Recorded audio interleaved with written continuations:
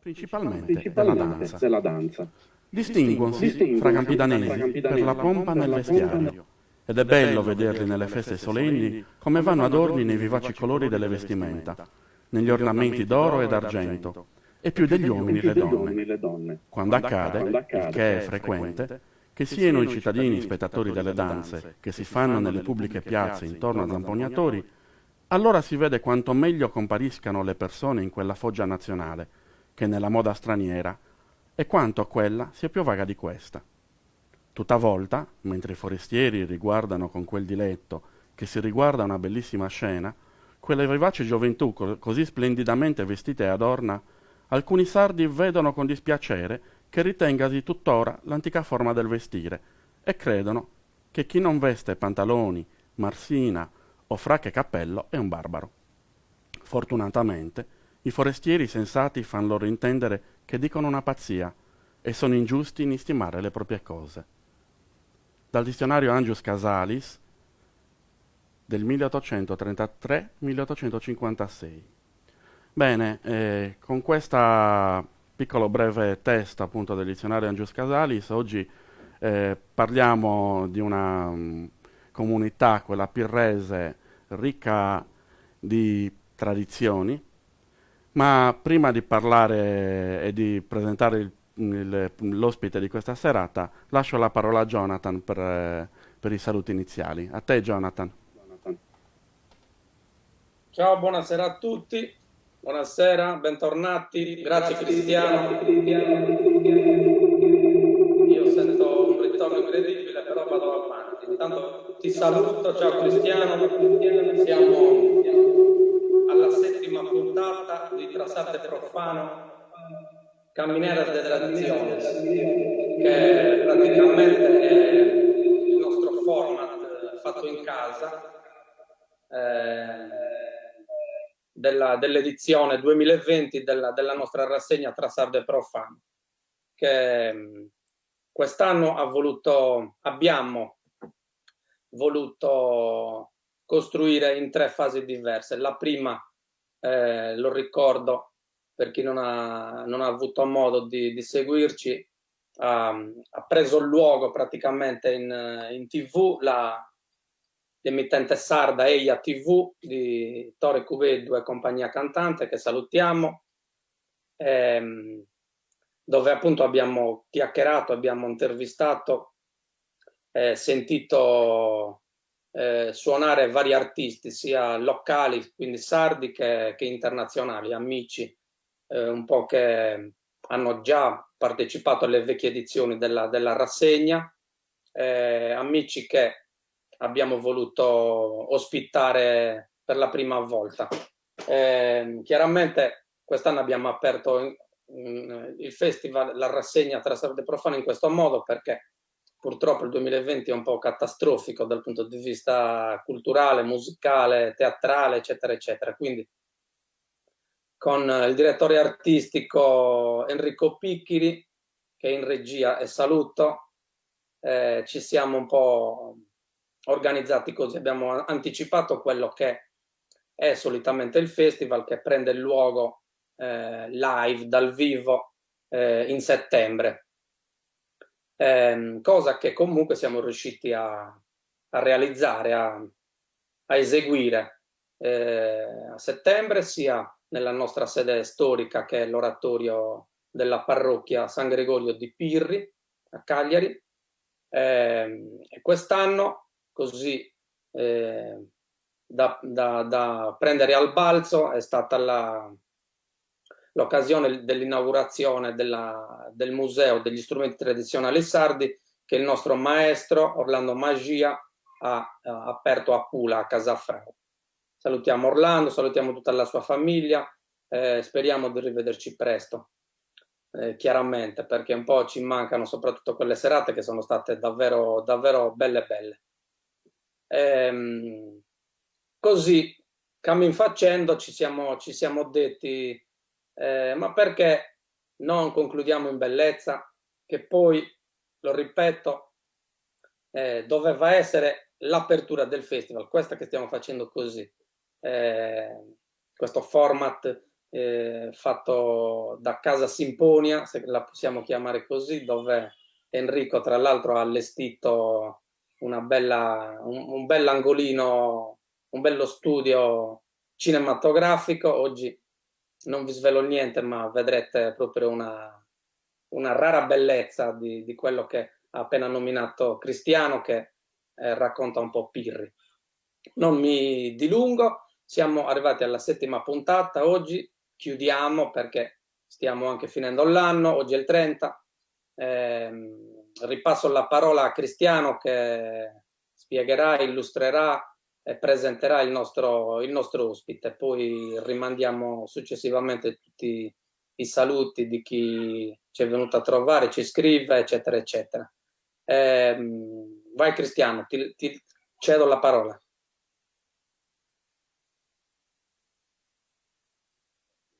Grazie Jonathan. Vorrei ringraziarti anche per l'intro musicale che è stato praticamente estorto da me poco prima della trasmissione. Ti ringrazio comunque per averci deliziato della tua musica. Non a caso oggi finiamo con Pirri, visto che è anche sede dell'Associazione Simponia, quindi rendiamo omaggio anche all'associazione, visto che parleremo di casa loro. A tal proposito abbiamo un ospite molto gradito, un collezionista, un ricercatore delle tradizioni pirresi, che ci farà vedere un paio di cosette brutte, ve lo sto già anticipando, ma adesso, come il nostro regista, nonché direttore artistico Enrico, ci farà vedere lo studio, vedrete qualche cosa di, a mio avviso, straordinario per la bellezza, per la storicità che rappresenta, ed è qua vicino a me, su Verdalino di Pirri. Grazie al nostro ospite William Carazanda, che salutiamo. Grazie a voi per l'invito, è un piacere poter parlare di Pirri come merita, visto che poco se ne parla, e penso che meriti, insomma, sfatare un po' questo detto Pirrigorru, nel senso che Pirri era lì isolato perché portava maltratto con tutti, quindi sfatiamo questo mito e togliamo fuori quanto di più bello abbiamo. E noi ti ringraziamo per averci deliziato di queste cosette che ci hai portato da vedere Io vi dico solo che qua già si vede dal video, ma qua dal vivo c'è questo broccato che sembra fatto ieri, da quanto è tenuto bene. Ed è un abito del... Qua come foggia è prettamente settecentesco, però anche come tipologia di broccati siamo, e come foggia della velada del Giubbino, siamo come minimo, senza poter andare troppo indietro, nella prima metà dell'Ottocento. Ok, Sì. quindi come tipologia di tessuti? Esatto, Ok. sì, sì. Mentre quando è stato Totalmente. utilizzato invece?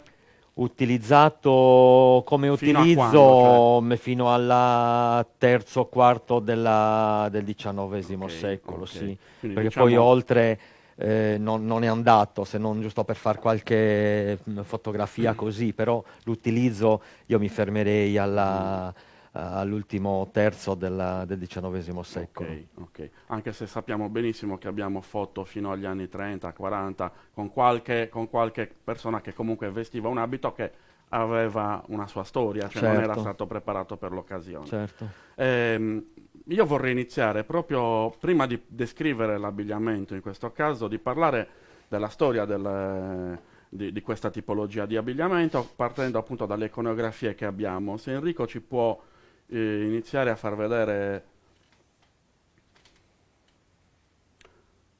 Ci siamo? La 1, sì. Benissimo, questa è praticamente la prima iconografia che abbiamo di donne campidanesi, è la collezione Luzietti.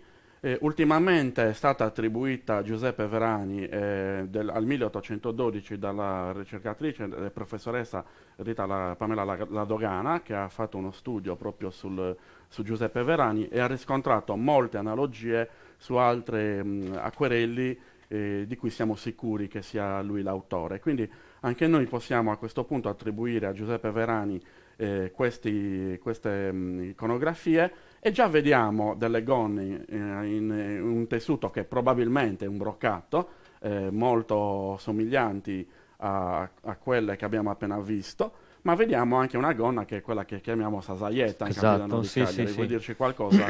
Sì, che poi sono l'iconografia che poi rappresenta iconograficamente quello che si trova scritto nei documenti, perché nei documenti d'epoca, stiamo parlando di documenti che vanno dalla 1739 fino all'800 inoltrato, c'è la descrizione proprio di questi abiti, con le varie fogge, i vari tessuti, i colori, e vengono descritti nei minimi particolari, Sì. anche come rifiniture, Sì, come tipologie di William, che a tessuti. livello di immagini iniziamo da queste, ma a livello di fonti Beh, d'archivio abbiamo sicuramente materiale precedente, come esattamente, ci stai esattamente, che dicendo. poi sono descrizioni che danno credito alle varie pitture dei Certo, primi certo. dell'Ottocento, che non Io sono per niente inventate né assolutamente. interpretazioni, anche come colori che sembrerebbero colori strani, non troppo noti a noi, però dagli archivi salta fuori un mucchio di cosa, delle più impensate, dei colori Certo. più strani, come deve essere. Ricordiamoci che nel Settecento, stiamo parlando di un periodo che va dalla fine del Barocco all'inizio del Neoclassicismo, quindi alla riscoperta delle antichità, a Roma, ad esempio, si abbellivano gli esterni dei palazzi con i colori dell'aria, si diceva, con colori pastello, quindi azzurrini, rosa, e questi venivano comunque trasferiti anche negli indumenti, così in Sardegna, perché la Certo, Sardegna non è un'isola a sé stante e veniva comunque influenzata dalle mode esterne, certo, e quindi anche in Sardegna arrivavano queste tipologie di colori esatto. e con i debiti tessuti. Però c'era anche da dire che noi, abituati a vedere i costumi della foggia ottocentesca tramite reperti che sono arrivati a noi, quindi un pochino ci fissiamo su quella tipologia e su quei determinati colori. Invece no, diciamo che dagli archivi saltano fuori gonne de Vardallino in bianco, in celeste, in verde come questa, in Certo, noi ci rosso. stiamo standardizzati perché quello che Esatto, abbiamo trovato è esatto. questo. Lo stesso vale per le altre gonne in panno, Certo. che non solamente erano quelle rosse che conosciamo, della saietta, o non solo erano sagliette, No, ma semplicemente gonne di panno normale di uso quotidiano, tra l'altro, a magari. confermare quello che stai dicendo, a Selargius hanno trovato dei brandelli di Dei gonna brandè, in sì. broccato bianco. Sì, sì, sì, sì, sì. Quindi, No, ma basta andare curiosare tra gli archivi e in ogni paese c'era non quella certo, tipologia, certo. ma una tipologia di una zona abbastanza vasta con colori dei più vari. Sì, passiamo alla successiva, Enrico, alla numero 2.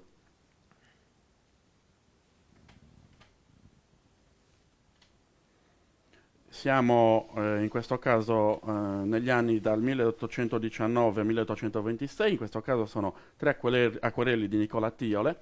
In questo caso abbiamo quella stranissima foggia col cappello a cilindro, che non è stranissima per niente, perché abbiamo tantissima iconografia che la rappresenta, è una moda che veniva dall'Europa. Ehm, perché arriva in Sardegna questa moda? Semplicemente perché le più ricche, per distinguersi dalle altre ricche, cercavano di far arrivare in Sardegna quelle novità e quelle mode che già c'erano in Europa nella gente facoltosa. Quindi chi più di un cappello a cilindro con, con dei fiori di seta, con delle piume di struzzo, che a quell'epoca costava l'ira di Dio sicuramente, poteva permetterselo, se no appunto le più ricche che sfoggiavano questa moda anche in Sardegna, una moda che arriva fino agli anni 50 dell'Ottocento.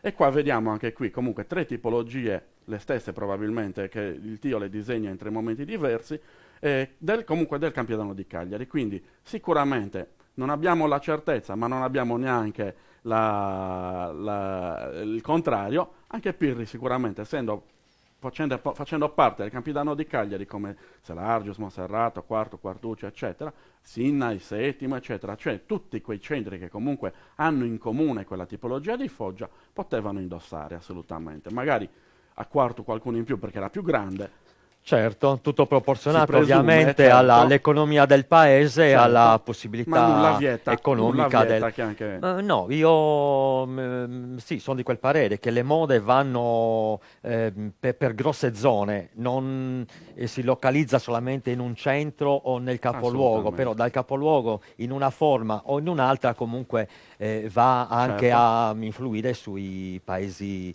più o meno limitrofi. Poi ci sono ovviamente le mode un pochino più particolari che non trovano grande attecchimento nel territorio, certo. altre che invece hanno avuto grande strascico. Sì, e tant'è vero che il Tiole non disegna solo queste, ma adesso le vediamo nella prossima immagine, disegna anche due, comunque sono sempre abiti di gala del Campidano di Cagliari, senza cappello a cilindro, quindi con una tipologia che è più comune a quella che conosciamo. Certo. Andiamo comunque avanti, così non ci Che dilunghiamo poi questi troppo. dipinti fanno anche vedere qual è l'evoluzione di quel Assolutamente, infatti determinato abito è con, l'intento che abbiamo in questo certo, momento di far vedere. certo, la diversa tipologia dei grembiuli, delle Esatto. gonne, di Passiamo portalivelli o i infatti fazzoletti. sempre nello stesso periodo del Tiole il Cominotti, che rappresenta di nuovo quel famoso matrimonio con le donne a cavallo col cappello a cilindro, e qua vediamo anche qui le due tipologie. Eccole qua, vediamo le donne a cavallo col cappello a cilindro, anche qua vediamo dei colori diversi, vedete la Certo. seconda che ha una gonna sull'azzurro, ma vediamo anche questa di spalle a fianco ai suonatori di Leonidas, che è una saietta fondamentalmente. Quindi qua anche il Cominotti conferma quello che gli artisti precedenti avevano già fatto. Vai pure avanti, che adesso vediamo un bel maschietto, visto che comunque si parla pochissimo sempre degli È abiti vero. maschili, ma visto che ne abbiamo la possibilità, qua abbiamo Questo è uno spettacolo, una bellissima iconografia del un'eleganza impressionante. 1841 di Jean-Baptiste Barlas, un francese. Che dire, io vorrei vestirmi così, Sì, sinceramente. io è uno dei miei prossimi obiettivi, poterlo riprodurre. Mi piacerebbe tantissimo. Poi c'è Bellissimo. la particolarità della camicia, anche questo contestato, poi è saltato fuori di tutto e di più, e si nota comunque il colletto che ha una sorta di ricamo in filo colorato, che all'epoca mi dissero ma quando mai obbrobrio, quando mai una cosa simile. Poi sono saltate fuori un sacco di camicie settecentesche da adulto, perché dicevano ma quelle ricamate in colore sono da bambino, da adulto è impossibile. No, io ne ho visto qualcuna da adulto ricamata in colore, poi bisogna vedere la tipologia di punto, Certo, come era certo. fatto. Però, tant'è vero che si usava anche da altre parti, in altre parti d'Europa, da adulto. Quindi la tipologia è quella e l'epoca è quella. Quindi non mi sembra strano che anche questo Pirrese avesse questa tipologia di colletto, di camicia. Bene, torniamo alle donne, alla prossima slide. In questo caso iniziamo a parlare di Raffaele Arrui, un pittore cagliaritano che diventa anche fotografo poi nei suoi ultimi anni di vita. In questo caso abbiamo, eccola qua, ce l'abbiamo in bianco e nero purtroppo perché non ce la fanno vedere. Sì, avevo sentito questa... Questo è un bellissimo dipinto di Raffaele Arrui presente a Torino, a Palazzo Reale, in un'ala che non è visitabile perché manca il personale ed è esattamente, che l'ho trovata io, quindi quando ci andrò esigerò di farmelo vedere, perché abbiamo ben 4 dipinti di Arrui di personaggi in costume. Ed è questo negli appartamenti dei Duchi di Savoia, nella terza camera verso mezzogiorno, quindi sappiamo esattamente dove si trova e vorremmo veramente sapere che colori ha questo abito, perché è una gonna, anche questa in broccato, spettacolare, bellissima, bella, molto bella, se molto torni elegante. nell'immagine, Enrico, possiamo vedere che ha anche su Graughieri, quindi era una donna sicuramente ricchissima questa, ed è bellissima. Ricca di dettagli poi, veramente bella. Qua non so se riuscite ad apprezzarla nel video, ma la trovate tranquillamente, se fate una ricerchina su internet, la trovate questa scheda, è una scheda del Ministero dei Beni Culturali fondamentalmente. Attenderemo per vedere i colori, deve essere sicuramente uno spettacolo. Sì, incuriosisce molto questa... Andiamo sempre avanti, Enrico. La prossima sempre Raffaele Arrui, ne abbiamo diverse di opere. In questo caso torniamo al ballo, al nostro tema principale. Questo è un bellissimo quadro che è presente alla collezione Piloni, alla collezione universitaria di Cagliari. È un ballo in fila con l'Oneda, si è attribuito a Raffaele Arrui, ma secondo me più che a lui è attribuibile al figlio Eugenio Arrui, che era anche egli un pittore famoso a Cagliari, semplicemente perché si discosta un po' dalla tipologia, dal disegno di Raffaele Arrui. Ciò non toglie che è bellissimo. Sì, molto dettagliato anche questo. Qua vediamo sì. La prima coppia a sinistra con un'altra donna a saietta, esatto. con una tipologia anche di ventali, con più arcaica, più arcaica, con qualche adorno in più. Esatto. Vediamo anche la camicia che non ha molti ricami, quindi stiamo parlando sempre di una camicia di inizio 800 a questo punto, che poi verrà enfatizzata man mano che si evolve l'abbigliamento. Quindi qua questa ci fa vedere veramente una tipologia da cui nasce quello che vediamo poi in seguito. E poi di questa tipologia di abito quello che si è voluto maggiormente è il grembiule e magari la camicia, poi l'altro è rimasto tal quale. A parte qualche altro accessorio, però in particolare che nel tempo è andato perso. Sempre Raffaele Arrui, questo è una scena di Ballutundu, il prossimo, eccolo qua abbiamo visto anche abbiamo il maschio che è lo stesso del Barlà, vediamo, e la donna che è simile a quella del dipinto precedente, ma in questo caso già il grembiule è leggermente diverso, è leggermente più ampio. Sì. Non è ancora quello che conosciamo negli esiti finali. Diciamo che è la classica fasca droggia, però priva delle pieghe, più un telo a pieghe sciolte. Possiamo andare avanti. E veniamo però già sta prendendo quella tipologia di quella forma a ventaglio. Esatto, questa che vediamo adesso si sviluppa in questa meraviglia. Sono 2 acquarelli di Giovanni Gessa del 1858-60 e qua vediamo questa gonna veramente ampia che è simbolo della moda dell'epoca. Esatto. Ricordiamoci che in quell'epoca in Francia e in Inghilterra esistevano le crinoline. Esatto. Crinoline che davano queste gonne ampie che qua in Sardegna magari qualcuno si poteva anche permettere di utilizzarla, ma chi non se lo poteva permettere utilizzava tante sottogonne inamidate che davano quella rigidezza, quella rigidità, più che rigidezza, che dava questo effetto meraviglioso. Tante sottogonne e tante gonne poi da sfoggiare comunque sia. Questa tipologia di ampiezza delle gonne la possiamo vedere ancora oggi nel gruppo di Gonnesa, che utilizza 7 gonne addirittura, una sopra l'altra, che danno questi volumi, sono meravigliose. Io auspicherei che anche altri gruppi possano fare questa tipologia di abbigliamento, perché a mio parere è una delle più belle. Sì, anche perché bisogna contestualizzare il costume che si indossa, quindi se la moda dell'epoca di questo costume era avere le gonne molto ampie, è giusto che Certo.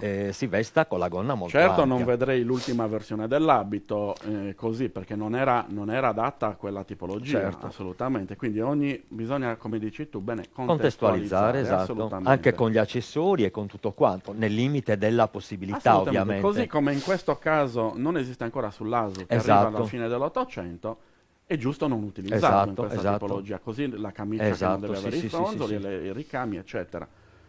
A parer mio sono belle belle entrambe assolutamente le sì. E poi vediamo l'uomo, che qui è Di un'eleganza anche lui una meraviglia. Impressionante, sì. Assolutamente. Qua Sempre la con particolarità che pochi notano sempre sono i bottoni nelle alette del nelle alette corpetto, del esatto. corpetto. Sì. Che poi abbiamo ritrovato anche in tante altre, esatto, che abbiamo trovato anche in altri paesi, non Sì. solo a Pirri, ma era semplicemente ce l'avevamo davanti e non lo vedevamo. È vero, è vero. È bellissimo, è bellissimo. Poi l'immancabile giacca e l'immancabile In cappotto. questo caso la giacca è quella che vediamo Sì. qua, giusto? Sì, sì, esatto. Questa è la stessa tipologia. Ricco, se ce Che la poi fai è... lo Aspetta vedi? un attimo che l'ho qua.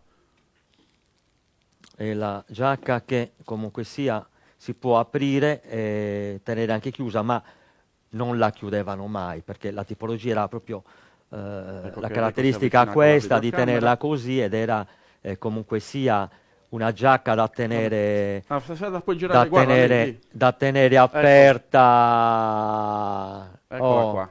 Era una giacca comunque da tenere aperta sul corpetto, non certo da chiudere. Certo, perché anche in tutte le iconografie la vediamo aperta, Esatto, sempre. esatto, sì, sì. Benissimo. Questo non è una riproduzione, questo è un originale. Cavolo. Quello me lo devi regalare dopo, vero? Certo, fai la lista. No, la lista è tutto, guarda, non c'è problema. Anche come taglio, lo vedi? Sì, bellissimo. Il taglio è quello classico con... L'interno invece come foderato? Cioè... L'interno era ok, semplice fodera in cotone, niente di che. però, Qualcuna l'ho vista, o ne ho un'altra, però ha una tela cruda dentro, un pochino più sottile della tela cruda normale. Anche quella originale, però ha i bottoni, ne ha di meno e ha i bottoni in pasta di vetro. Perfetto, possiamo andare alla slide successiva, Enrico. In questo caso abbiamo delle fotografie colorate a mano. Sono 2 fotografie fatte tra il 1860 e il 65. Sono le primissime foto di costumi sardi. In questo caso sono del fotografo cagliaritano Agostino Lei Rodriguez, che aveva il suo studio fotografico in Piazza Ienne. Esistono anche delle cartoline dove si vede il suo studio fotografico, che era al 3° piano, ed era una grande sala vetrata per avere più luce possibile, perché all'epoca, non esistendo la corrente elettrica, non potevano fare a meno della luce. E qui vediamo comunque già una tipologia con una grembiule, che è già quello che conosciamo oggi, cioè quello più tardo, l'ultima fase del grembiule. Ma vediamo anche l'uomo, che è qui bellissimo. Bello, di un'eleganza impressionante, col corpetto in terziopelo, bordato di trine dove sono gli occhielli, che poi abbiamo un'unica testimonianza di corpetto presumibilmente antico, sì. Però io sono convinto che è antico, non di quelli fatti per andare alla processione Sant'Efisio.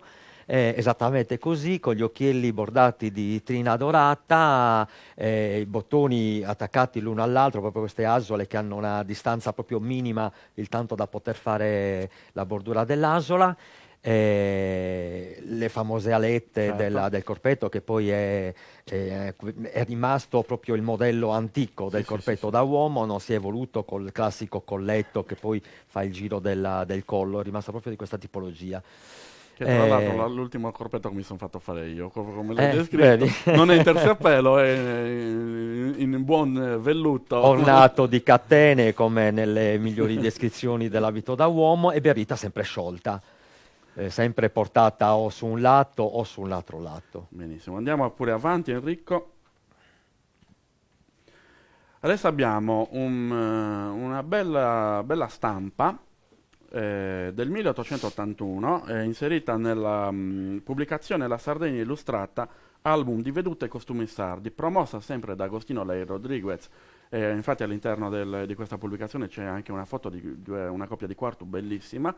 Purtroppo questa pubblicazione non andò molto, non proseguì molto il suo essere pubblicato, perché costava molto. La facevano stampare a Parigi con una qualità veramente eccessiva per l'epoca, e quindi pochi se la potevano permettere, quindi fallì il progetto, purtroppo. Di questa iconografia abbiamo anche una bella descrizione che adesso vi leggerò, che descrive proprio questi due sposi di Pirri. Tra l'altro vediamo in fondo sulla destra il castello di San Michele, è una chiesa che sembrerebbe quella di San Pietro fondamentalmente, con una posizione un po' strana, ma questo era voluto dal pittore per far capire proprio di quale paese si stesse parlando.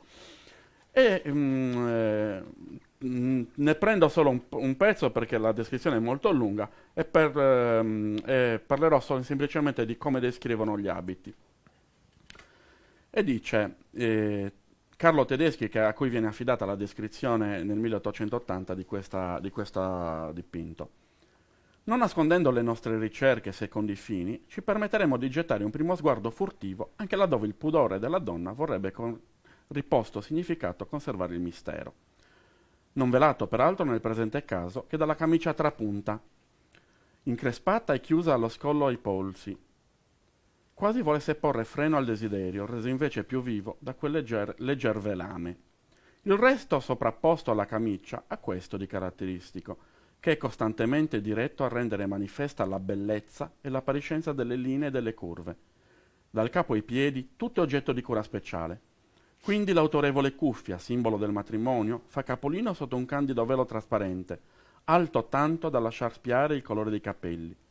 Quindi il centro dell'attrazione è il corpo, imprigionato in un giubbetto, su gossu, rialzato soltanto a tergo, bersaglio allo sguardo il seno, destinato a fare la spesa principale, conterminato, come appare, ai fianchi dal cinto di Venere, la Zada, dispensatore di grazie o quantomeno di curiose voglie. Aderiscono alla vita eloquenti braccia, mal simulate, non certo a caso dal giubbetto da cui sfuggono e dalle pieghe chiudenti la camicia alla mano. Dai fianchi scende un'ampia veste a tinta carica, coperta davanti da un largo e corto grembiale, fascadroja, a fondo bianco con spezzato di velluto nel mezzo. Si sposano la stoffa della veste e gli stivaletti visibili sotto la legger balza della stessa, fin qui dell'abito. E qua ci fermiamo, perché altrimenti se descriviamo tutto non vediamo il gusto. Ve lo cercate? Ecco. Qua ci ha dato già diverse informazioni su Gossu, Savascadroja, certo, i vari elementi Zada costitutivi di questa tipologia di costume, sì. Ecco, io direi, prima di parlare di questi pezzi, di finire la parte iconografica. Abbiamo solo altre 2 slide, così terminiamo anche questa parte. Che poi, tornando sì, al dipinto di prima, sì, quella tipologia di Vascadroja, sì, che ha quegli angolini particolari ok, nell'inserto in velluto, l'abbiamo riscontrato in una quello che fotografia abbiamo appena messo, Enrico. degli anni 30, dove viene 11. indossato un vardallino, e Savascadroja si nota proprio gli angolini dell'inserto in velluto, che ha questa particolarità. Quindi Qua, non è semplicemente un errore, errore o un vezzo del pittore, ma è proprio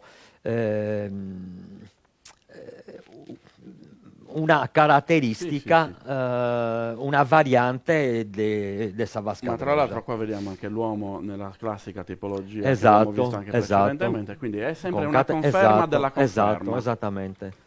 Possiamo andare avanti. Carriera, qua in questo caso le ghette lunghe che comunque erano di moda, le famose ghette militari. Allora, la prossima slide che vedremo sono 3 stampe di Gaston Vuillard tratte dalla pubblicazione Le isole dimenticate, le Baleari, la Corsica e la Sardegna del 1893. La particolarità di queste stampe è che sono prese da foto autentiche, da foto di Evaristo Mauri, che arriva in Sardegna nel 1880, apre lo studio a Cagliari nel 1881, quindi sappiamo benissimo a questo punto che queste stampe sono prese da foto che sono state eseguite tra il 1881 e il 1891, anno in cui viene il Vuillard in Sardegna. E qua vediamo alcuni errori di scrittura, perché vediamo ad esempio in quella centrale Sposa di quarto, ma a mio avviso non mi sembrerebbe proprio quarto. Potrebbe essere Monserrato, potrebbe essere Pirri, senza dubbio. Ma qua vediamo una particolarità che ci direi anche tu adesso sul fatto della gonna in broccato, che abbiamo 2 tipi di broccato diversi. Stiamo parlando di quella di sinistra e di quella centrale, perché quella a destra è sicuramente probabilmente Sinnai. Sì, il bello di aver ritrovato le foto e di capire che questi sono disegni ricavati da fotografie, quindi, sicuramente attendibili, fa capire che sono attendibili. Quindi il disegno della gonna de Sovardallinu con quei rombi lì di quella foggia non è una fantasia dell'autore, dell'artista che ha voluto, non so, farlo in quella maniera come si era pensato fino ad oggi, perché a noi è arrivata un'altra tipologia di gonna, con un'altra tipologia di fantasia, quindi questa non è non è usuale, almeno per come la vediamo noi. Però con il ritrovamento di questa fotografia, l'attribuzione di questo disegno tratta da una fotografia, ma anche con stoffe d'epoca reali, capiamo che comunque sono stoffe, abbiamo un riscontro reale sia per le fotografie sia per quanto riguarda proprio tessuti concreti, anche abbastanza antichi. In effetti noi siamo abituati a vedere questo tipo di broccato e da lì non ci... Ma non è che siamo abituati, è che quello che abbiamo trovato, purtroppo tutti quelli che sono arrivati a noi, che non sono pochi, saranno almeno 8, hanno tutti questa stoffa. 8 che per essere... No, non è poco, assolutamente. È che è un broccato molto molto resistente. Infatti tutti quelli che sono arrivati a noi sono in ottimo stato, ottimo. Al contrario del Savasca con questo velluto, con questo broccato bianco, che devo dire che è più recente. Si vede che è un po' più mangiato. Però come tipologia di broccato è molto più recente rispetto a questo. Quindi presumo che Savasca abbia avuto un'evoluzione a parte della gonna. Quindi che sia rimasta la gonna della tipologia settecentesca e questa si sia adeguata ai tempi. Ha perso l'ondulazione della tela, si è ampliato, ha acquistato la forma a ventaglio con le pieghe. A Pirri, sempre a sonetto, a pieghe in piedi, non schiacciate, anche se qualcuno l'ho visto con le pieghe schiacciate, però bisogna vedere poi i vari rimaneggiamenti, bisogna cercare di capire anche quello, perché spesso sono stati usati... Quando si trova un pezzo dell'abbigliamento, lui ha avuto una sua storia, e noi dobbiamo cercare di... come dei detective di capire perché per esempio questo che è bordato, guarnito con questo gallone salomonico a onde, dove solitamente era usato il punto di Spagna, però quest'abito, quello che noi quello a ventaglietti, a conchiglietta, il punto di Spagna, in Caja punto di Spagna lo chiamano loro, e anche negli archivi tra l'altro l'abbiamo sentito proprio ieri nella bellissima esposizione del video delle Nugoresas, dove c'era quel professore di Valencia che lo chiamava punto di Spagna. Sì, esatto, lo chiamano. Abbiamo anche così. la conferma di questo. E che poi lo ripropone qua nel bordo della gonna, dove noi solitamente siamo abituati a vedere lo stesso il punto di Spagna. Eccolo là. Però de gustibus, assolutamente. Noi in base comunque alla non disponibilità possiamo mettere bocca sui gusti che avevano all'epoca. Questo l'abbiamo trovato e questo ci Certo. dobbiamo accontentare, Sì, William. cosa bisogna fare, certo. Andiamo all'ultima slide, Enrico. Particolare è questa perché è la prima fotografia a colori fatta in Sardegna ed è del 1914, è un'autocromia di Luigi Pellerano, cagliaritano, che utilizza il brevetto dei fratelli Lumière del 1906. Praticamente usava fecola di patate colorata, la metteva nella lastra e praticamente l'impressione su questa fecola di patate colorata in rosso, blu e verde dava il colore all'immagine. Quindi questi sono colori di abiti reali. E qua si nota anche l'altra tipologia di costume di Esatto. Pirri, Ice Pensu, abbastanza più recente adesso Vardallino. E parlaci anche del luogo, visto che... Il luogo, allora, i pirresi dicono che è a Pirri, i monserratini dicono che è a Monserrato, ovviamente. Però Dietro io ho la cartolina originale e dice costumi di Pirri. dice costumi di Pirri, però i monserratini, come tutto vogliono loro, dicono che è stata fatta, che questo famoso pozzo fosse a Monserrato, però non sanno dire Allora, no, dove. più che altro non abbiamo detto una cosa, William, che questa tipologia di abito ce l'ha Pirri e ce l'ha anche Monserrato. Allora, no, diciamo che se vogliamo tornare indietro nel tempo, è una tipologia di abito che era molto frequente Sì, in tutto il circondario no, di dico Cagliari. come Però, colori, come colori e come ritrovamenti, Pirri e Monserrato. Certo, non perché stiamo anche parlando di quello, perché Sì, la sì, foggia sì, sì, sì, lo sì. sappiamo, però dico come uno tende sempre a dire è mio o è là. Allora, Erano i tutte e ritrovamenti due. di gonne verdi sono stati fatti ne sono stati trovati a Pirri e a Monserrato, non ne sono stati trovati da Perfetto. altre parti. Quindi non c'è Quelli che avevano scampo. trovato a Maracalagonis, che ora si dice che fosse di Maracalagonis, però a me all'epoca mi dissero che era di una famiglia di Pirri che si era trasferita là, È da non lo so, verificare. è da verificare. Quello che sta a Quartu, so che è di Pirri, l'unico che si trova a Quartu so che è di Pirri, so tutta la storia, comunque sia... Comunque, facendo ricerca vai a scoprire anche queste cose, logicamente. Sì, ovvio, senza Ma era dubbio. anche normale, perché una pirrese non poteva sposarsi con un quartese e si portava all'abito? Cioè, Certo, cioè, è che assolutamente. purtroppo Io- il problema della mentalità moderna, odierna, è trovare per forza la particolarità di ogni paese. Questo è Pirri perché no, perché niente. È Pirri perché è stato trovato a Pirri, perché era la padrona era di Pirri, però Questo non vuol dire che sia esclusivo, giusto? non era assolutamente Tieni presente esclusivo. che io nella mia collezione di fotografie ho una foto di Sant'Efisio del 56 del gruppo di Busacchi, all'interno del gruppo di Busacchi c'è un signore di Azzara. Vedi, Che era il dentista, fra l'altro. però, certo. Come Questo me l'hanno tipologie sono raccontato. molto, sono uguali, oserei dire che sono uguali tra Pirri e Monserrato. Questa è stata trovata a Pirri, l'ha usata a Pirri e di Pirri, punto. Bene, a proposito di questo, io aspetterei ancora, perché è il clou quello della descrizione dell'abito, quindi direi di far bene. vedere le fotografie, le foto d'epoca. Lasciamo sulle spine i nostri ascoltatori. Pensavo che stessimo già descrivendo l'abito. Piano piano, Ah, un po' ecco. l'abbiamo iniziato, però Abbiamo ancora tempo. nel particolare preferisco farlo Ok. dopo. La prima delle fotografie, Enrico, che a mio parere è Questa è la cosa più sì. bella. Io ogni volta che vedo la foto di sinistra, ci dica chi è, signor. Lei è della famiglia dei Saddi e non è la proprietaria del costume. Il costume che indossa è questo qua. Meraviglia. È questo qua. I gioielli gliel'avevano rubati alle zie, quelli che erano poi gli ultimi eredi di questo costume, gliel'avevano rubati negli anni forse 80, 70, ma avevano tutti quei gioielli là, tutti. Peccato, Ce l'avevano una una meraviglia. busta messa sull'armadio e niente, erano spariti.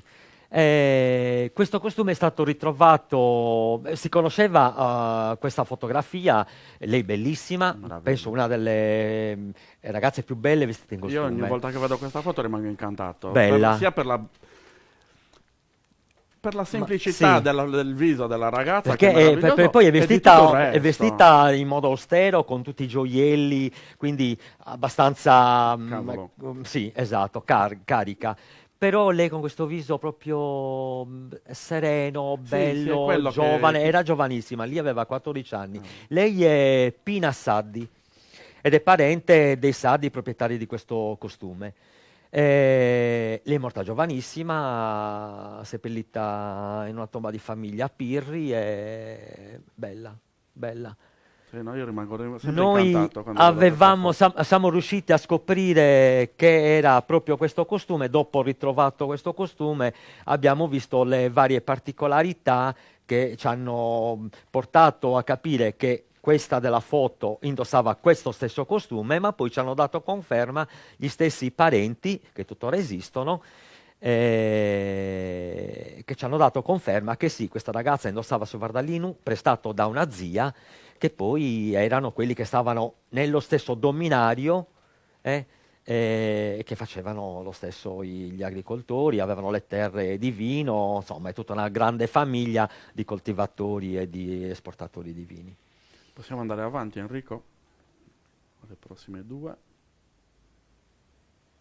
Eccole qua, anche queste meravigliose. Questa lo stesso è spettacolare, anche lei, quella della a destra, anche lei, hanno sempre questa postura.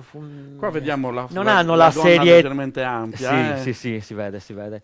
Non hanno questa imponenza da dover dire sono. No, hanno quella semplicità che attrae. Lo portano cioè... proprio con naturalezza, sì. Verissimo, possiamo andare avanti, Enrico.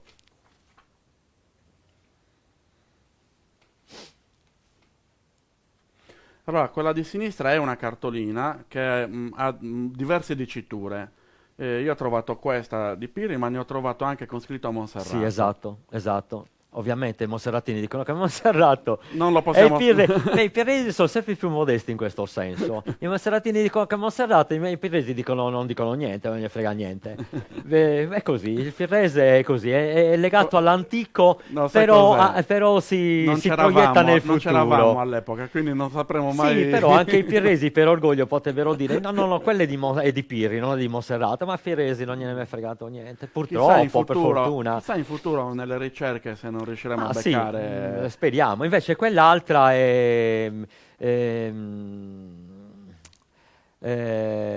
l'avevo anche detto. Non Mario. No, Rosita. Rosita Moro, classe 1910, che indossa Qui l'esperto sei tu. Che sì, no, ma ne stavamo parlando prima, ma poi tra tutte queste nozioni poi ti scappa quello che devi dire nel momento. Dovete sapere che l'ospite non è solo William, ma abbiamo Peppina e Cicita. Sì, non c'è Mariuccia, buonanima, che sta facendo le zeppole. Sì.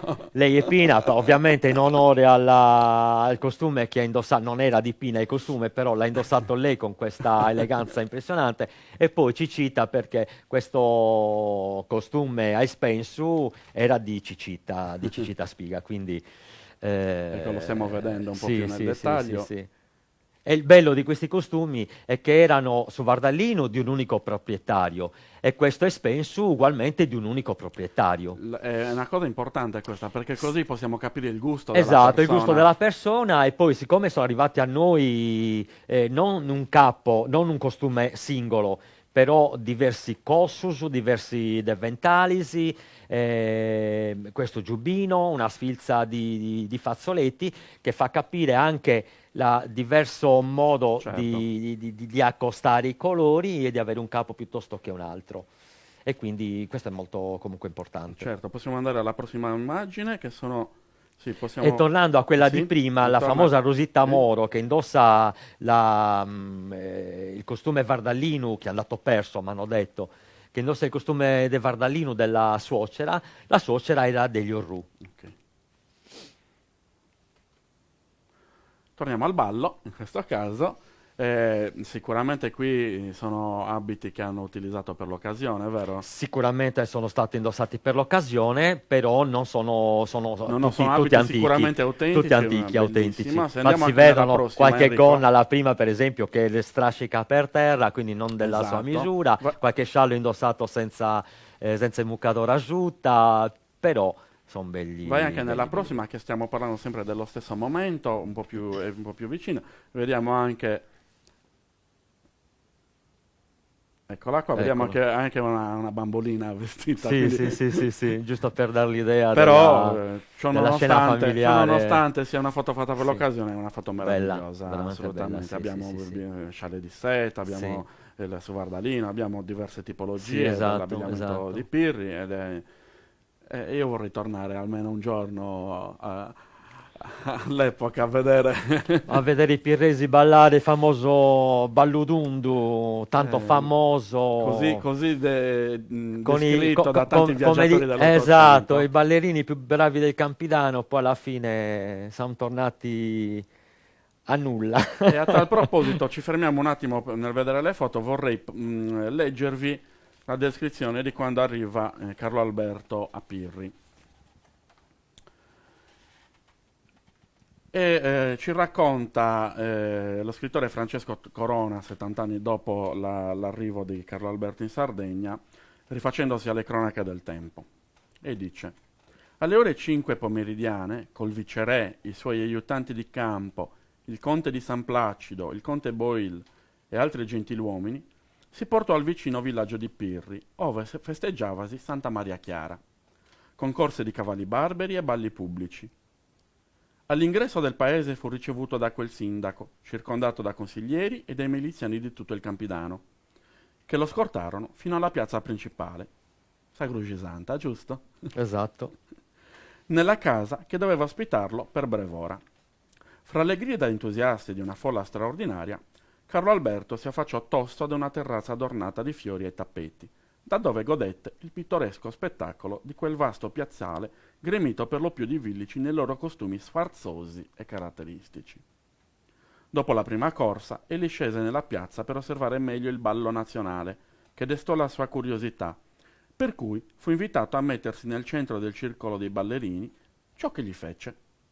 Nel meglio della danza, una leggiadra contadina gli si faceva avanti e gli presentava un mazzolino di fiori, che il principe aggradì molto. Terminata la seconda corsa, egli lasciava il paese fra gli evviva e gli applausi di quella popolazione. Qui stiamo parlando di una festa che era conosciutissima all'epoca in tutto il circondario di Cagliari, dove accorreva tantissima gente, Esatto. che era la festa di Santa Maria Esatto. Chiara. Queste Festa corse, molto antica, oltretutto. assolutamente. Queste corse di cavalli che si facevano dalla piazza di Pirri, quindi da Sagrugisanta, arrivavano fino alla chiesa di San Lucifero a Cagliari e rientravano. E in premio c'era un pezzo di broccato. Ovviamente. Che era un famoso premio palio. sicuramente ambitissimo. Certo. E quindi anche qua ci dà diverse informazioni. Innanzitutto ci sta parlando di una festa che viene comunque descritta anche da altri viaggiatori. Sì. Viene descritta anche nel dettaglio, dove c'era l'obreria e la zeracchia che avevano funzioni diverse.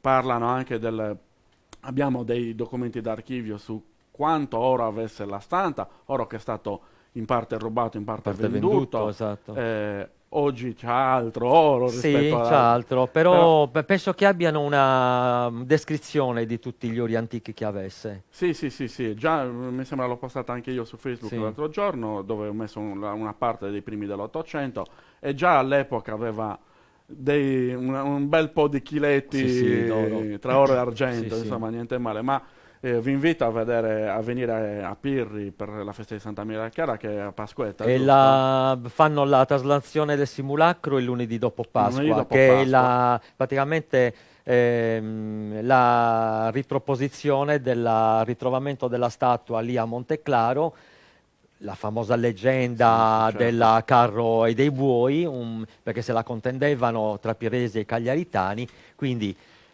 come spesso capita, si mette su un carro con un bue di Cagliari, un bue di Pirri, però il bue di Pirri ha spinto l'altro verso Pirri e quindi è diventata nostra, e la festa nostra. È conservata nella chiesa di San Pietro. Nella chiesa di San vero? Pietro, esatto. Ripeto, vi invito ad andare a vederla perché è bellissima.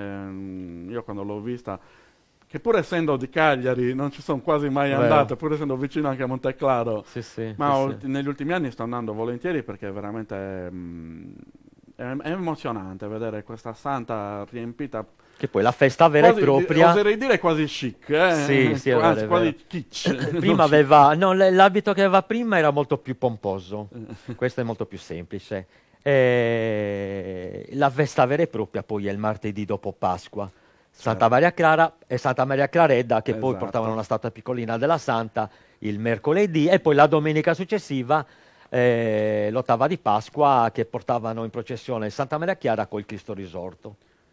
Beh, siccome siamo tra sardo e profano, io a questo punto direi tra sacro e profano, vediamo la prossima foto, che è una foto di carnevale, in questo caso per vedere l'abbigliamento maschile soprattutto, ma questi sono tutti maschietti. Questa è una fotografia di proprietà di Nanda Mulas, e sua ce l'ha lei perché qua compare suo padre. Uno dei tre uomini è il padre di Nanda. È stata fatta, penso, tra il cavallo tra gli anni 20 e gli anni 30, probabilmente i primi anni 30, fatta per carnevale. Io direi che al giorno d'oggi ci sono delle donne che non vestono così bene. No, vabbè, loro sono vestiti impressionantemente bene, anche con la pettinatura, la schiringera a mesu, ma poi sono perfetti, e gli uomini di un'eleganza impressionante ugualmente. Anche qui vediamo colletti molto ampi, con tre bottoni, a volte anche 4. Ad esempio le camicie antiche che hanno gli ambu, che ne hanno 2, hanno l'asola della camicia e poi nel colletto 3 asole, quindi a 4. Infatti ci sono delle fotografie proprio degli ambu fatte così in tono scherzoso, dove sono 2 donne, e una donna indossa l'abito antico sempre degli ambu, con questa sfilza di bottoni nel colletto che saranno chili di oro, perché è una cosa impressionante, ma bottoni così grossi poi alla fine. Andiamo alla prossima, Enrico. Qua devo ringraziare per la foto di sinistra il mio collega dell'università, che è amico Antonio Picciau, che l'aveva postata su Facebook, di un signore che ha un abito sicuramente antico, vestito un po' male, vestito sicuramente un po' male, ma ha un corpetto sicuramente antico, bellissimo. Purtroppo la foto non è nitidissima, però si riconosce la tipologia del corpetto che abbiamo visto in tutte le iconografie, quindi sicuramente è un bel po' datato per questo abito. Mentre a fianco abbiamo di nuovo presente l'uomo vestito da donna, sempre fatta in periodo di carnevale. Ricordiamoci che era usanza in molti paesi della Sardegna, cioè però non è una cosa... non fatto in tono scherzoso, no, fatto proprio per prendere in giro le persone, perché sono vestiti in modo impeccabile. Assolutamente, sono meravigliosi. Tant'è vero che quelli della foto di prima si sono portati appresso per le vie del paese, proprio per prendere in giro le persone che vedevano questi qua, ovviamente 3 coppie, andare a passeggio per le vie di Pirri, che non riuscivano a capire chi fossero, e si portavano appresso questa bambina proprio per far vedere che erano realmente una famiglia, certo. La Meloni non sarebbe molto d'accordo. Vabbè. Ma lasciamo perdere la politica. Altri tempi. Andiamo avanti. Enrico, in questo caso ci spostiamo a Monserrato, quindi... Doveroso. Assolutamente, visto che comunque la tipologia dell'abbigliamento è quella. Eccoli qua, bellissime anche queste foto. Sì. Allora, la foto di destra, anche questa dovrebbe essere di Evaristo Mauri. La troviamo in diverse cartoline, anche colorata, anche di rosso, sì, anche di rosso. Però sappiamo con certezza che questa è una foto di Evaristo Mauri, quindi anche questa dopo sicuramente il 1881, ma presumibilmente questa foto è del 1890. Lo dico perché Evaristo Mauri è il primo che fa fare le cartoline in Sardegna, le fa stampare in Germania dalla tipografia Stengel & Co., che inizia a fare cartoline dal 1885. Prima non si facevano cartoline, attenzione, e dal 1895 vengono prodotte anche a Cagliari con la tipografia Valdés, la cartoleria Valdés, poi Dessì, che si porta anche a Sassari, e da lì inizia la collezione di cartoline d'epoca, dove la Sardegna fa la sua parte con queste bellissime cartoline. A sinistra le diverse tipologie che sono simili a Pirri, con questo spensu molto elaborato, molto carico di tirolesi, che poi questa è una versione più recente del suspenso antico, che era molto più semplice, ovviamente quelle tirolesi molto colorate non erano ancora arrivate, quindi si usavano quelle un pochino più strette, più semplici, però la tipologia bene o male è quella, a parte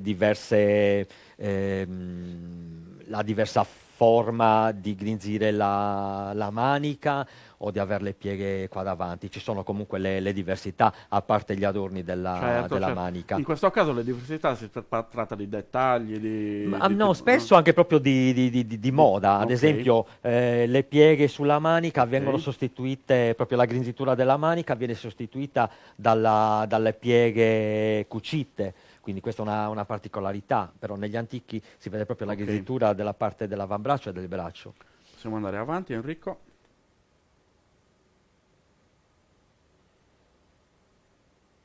Ecco, qua ho messo la località sconosciuta perché ci sono anche qui alcune diatribe, eccetera. Sicuramente questa non è una copia di quarto, in questa cartolina, e qui vediamo la stessa tipologia che stiamo vedendo in tutte le altre immagini, quindi possiamo andare avanti alla penultima. Qua purtroppo questa immagine di destra la vedete così perché tratta dal libro di Oliviero Maccioni, Cagliari fra cronache e immagini, ed è purtroppo in mezzo a 2 pagine, però è una foto anche questa di Evaristo Mauri, quindi anche questa post 1881, bellissima a mio parere. Tutte le gonne senza pieghe. Se qualcuna si trova con le pieghe, o sono pieghe di conservazione come questa, che non ha pieghe tutte uguali, altrimenti sono pieghe fatte successivamente, perché le gonne del Vardallino nascono senza pieghe. Arriviamo all'ultima, così come le saiette, almeno quelle che abbiamo trovato a Pirri sono senza pieghe. Che è l'abito presente al Museo del Costume di Nuoro. Eccolo qua. Qui c'è una storia particolare perché c'è scritto quarto nel... Sì, dicevano che siccome l'aveva venduto così uno di quarto, però bisogna vedere poi alla fine la storia vera e propria di questo costume. Esatto, comunque parrebbe che non sia di quarto sicuramente. No, con molta probabilità dicono di Monserrato, di di gente di Monserrato magari è andata a vivere a quarto, comunque non si è sa. bellissimo anche bello, questo, assolutamente. veramente bello. Benissimo, abbiamo finito con la carrellata di immagini, quindi adesso ci dedichiamo completamente a te, William, e descriviamo questa bellezza, dai. Allora, questo costume è stato ritrovato quasi casualmente in questa casa ormai disabitata, conosciutissima in Pirri, che stavano votando perché dovevano metterla in vendita. Casualmente era il periodo, io non ci passo mai per quella strada perché se si passa in macchina, quindi non si ha comunque mai la possibilità di soffermarsi. Capitò, vabbè, non sto a scendere nei dettagli perché è talmente complicata la cosa, è talmente surreale che fatto sta che chiese Alfonso, che all'epoca era in vacanza qua, che salutiamo, che all'epoca era in vacanza qua, e avevamo sempre tutte e due la curiosità di questa casa e di che cosa ci fosse dentro. Però stavamo cercando altro, anche se i costumi sì, nell'idea, però in quella casa stavamo cercando altro, in quel frangente, chiedendo di mobili per arredare casa, visto che dovevano vendere tutto, chiese così: ma non è che in casa ci sono anche costumi, stoffe? E c'era una finestra aperta, proprio si affacciò in questa finestra e chiese col suo accento spagnolo. C'era questa ragazza che poi è la figlia di una delle proprietarie, delle attuali proprietarie, che lo guardò così come: questo chi è? Si avvicinò a sua madre: chi è? Ah, ma no, sono io, chiedo se per caso. Anche lei rimase così: ma questo non è di qua, chiede di costumi, ma chi è? Casualmente passò un cugino di questa ragazza che salutò: ciao Alfonso! E Alfonso: oh, ciao Mario, come stai? Quindi lì disse: ah, come, vi conoscete? sì, Alfonso lo conosco da un sacco di tempo, bravo ragazzo, così. E entrammo in confidenza, tanto che arrivammo a scoprire che nei cassetti di un comò nel piano superiore c'era un costume della sua famiglia che casualmente era di colore verde. Ops. Quando glielo dissero, Alfonso per poco rimase morto, tramortito per terra perché disse: "Oddio mio, un Vardallino, non ci posso credere".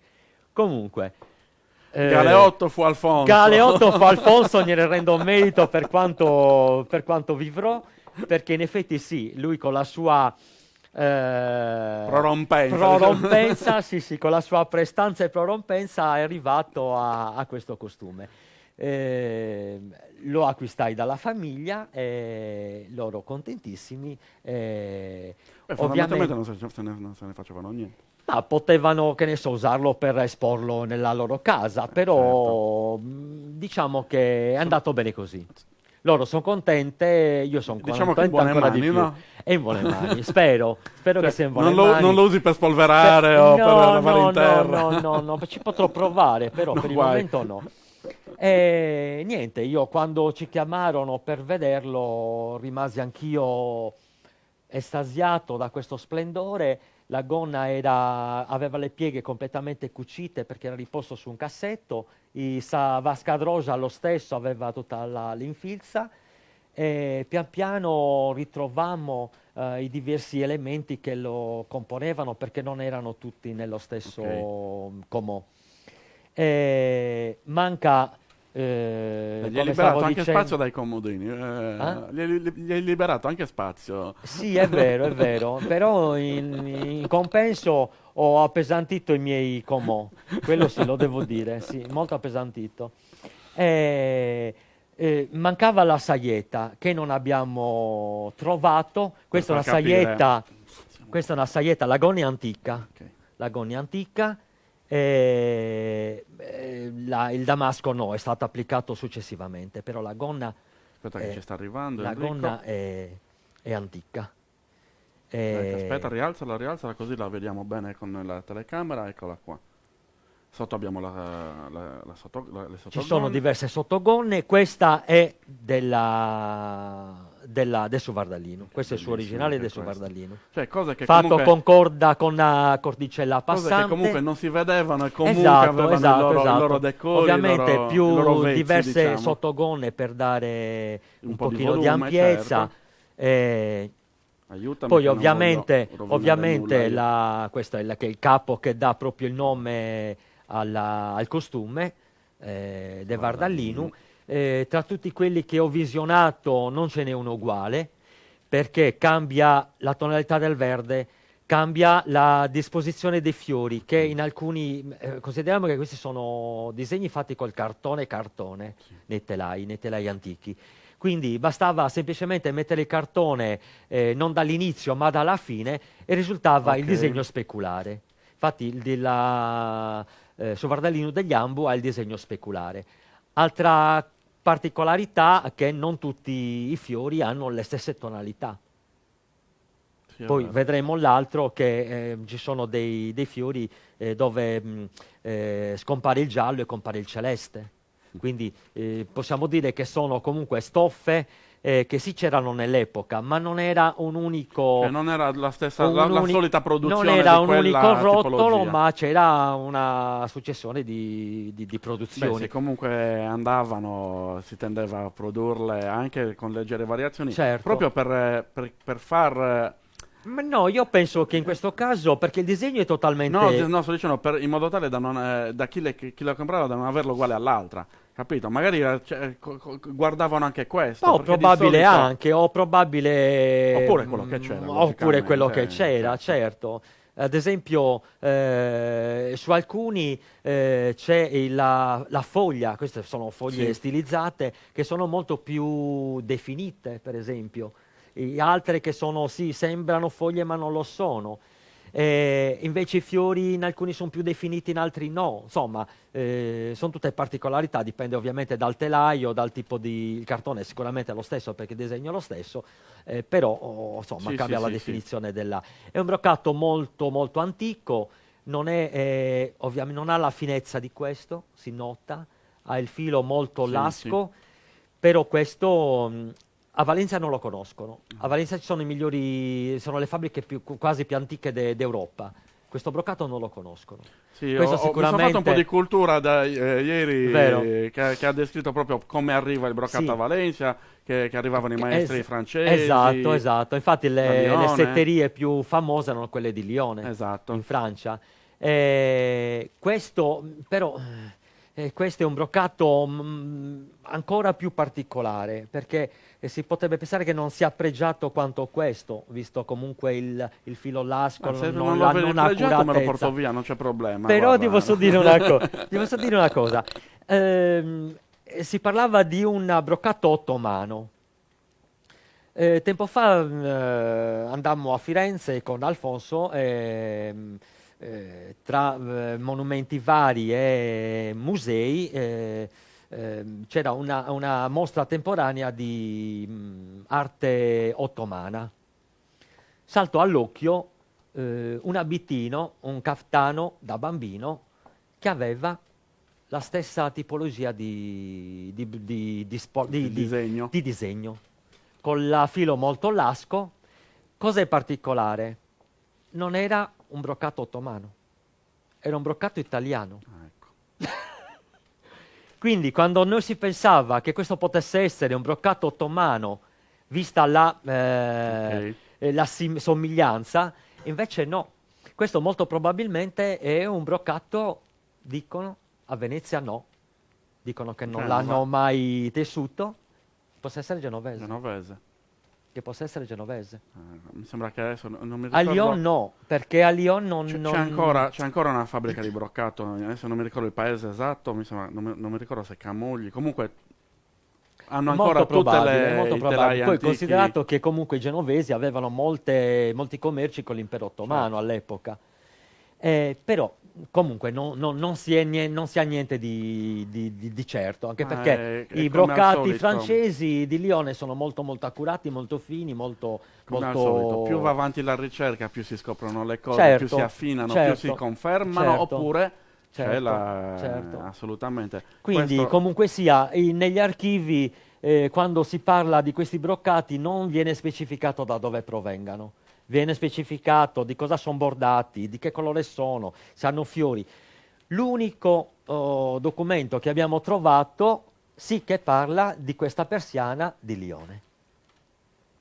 Però, visto che le setterie all'epoca non erano tante, parla di persiana. Infatti non si parla di broccati, si parla proprio di persiana. Persiana in setta, sfondo verde e oro, per esempio. Certo. Nei documenti si fa molta attenzione a specificare se sono persiane, se sono broccati, se sono damaschi, se sono panni, di dove sono, se sono armesin, se sono... stai dicendo cose che io non ho idea di cui... Sono tipologie di stoffe che noi, questo diciamo che è un broccato, però questo diciamo che è lo stesso un broccato, però all'epoca avevano proprio la conoscenza, trama, sicuramente, cose molto tecniche, insomma. Esatto. Sì. Per me è tessuto, poi riconosco sicuramente riconosco questo da una seta. Tutti quelli che ho visionato io sono foderati con questa tela cerata celeste. Questo ha la particolarità del gallone salomonico, chiamato salomonico perché somiglia alle famose colonne del tempio di Salomone, quindi così viene chiamato, o a onde. Aspetta che ci stiamo avvicinando così lo vedono, eccolo qua. E qua praticamente dove noi siamo abituati a vedere savetta rossa con il punto di Spagna, praticamente il gallone a ventaglietti, quello molto più leggero. Quella che noi chiamiamo comunemente trinetta a ventaglio. A ventagli, esatto, che è quella più elegante, sicuramente anche più preziosa, più ricercata. Qua invece troviamo questo gallone che è il suo originale, non è stato cambiato assolutamente. Ti faccio una domanda sul punto di Spagna. È fatto a tombolo? È fatto a tombolo, vero? Sì.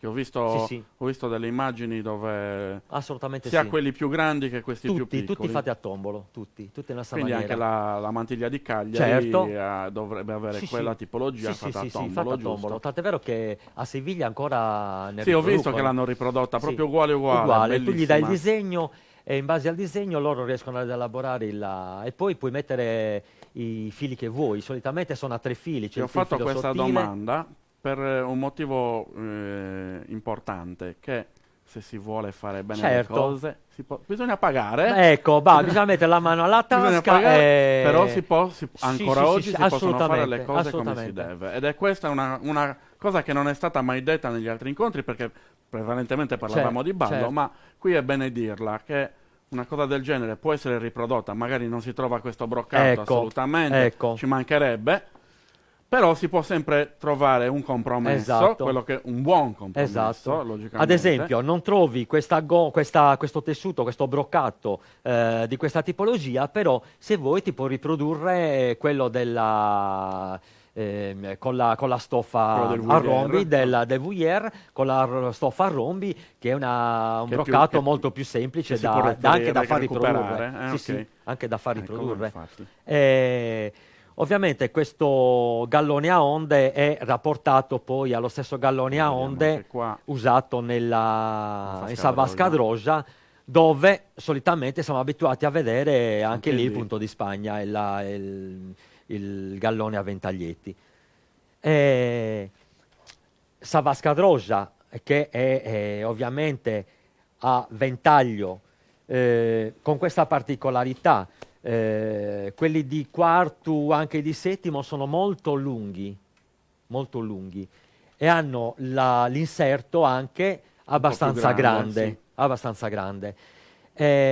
questo caso cosa abbiamo? Un raso di setta? Quello è un velluto di setta. Velluto di setta, bellissimo.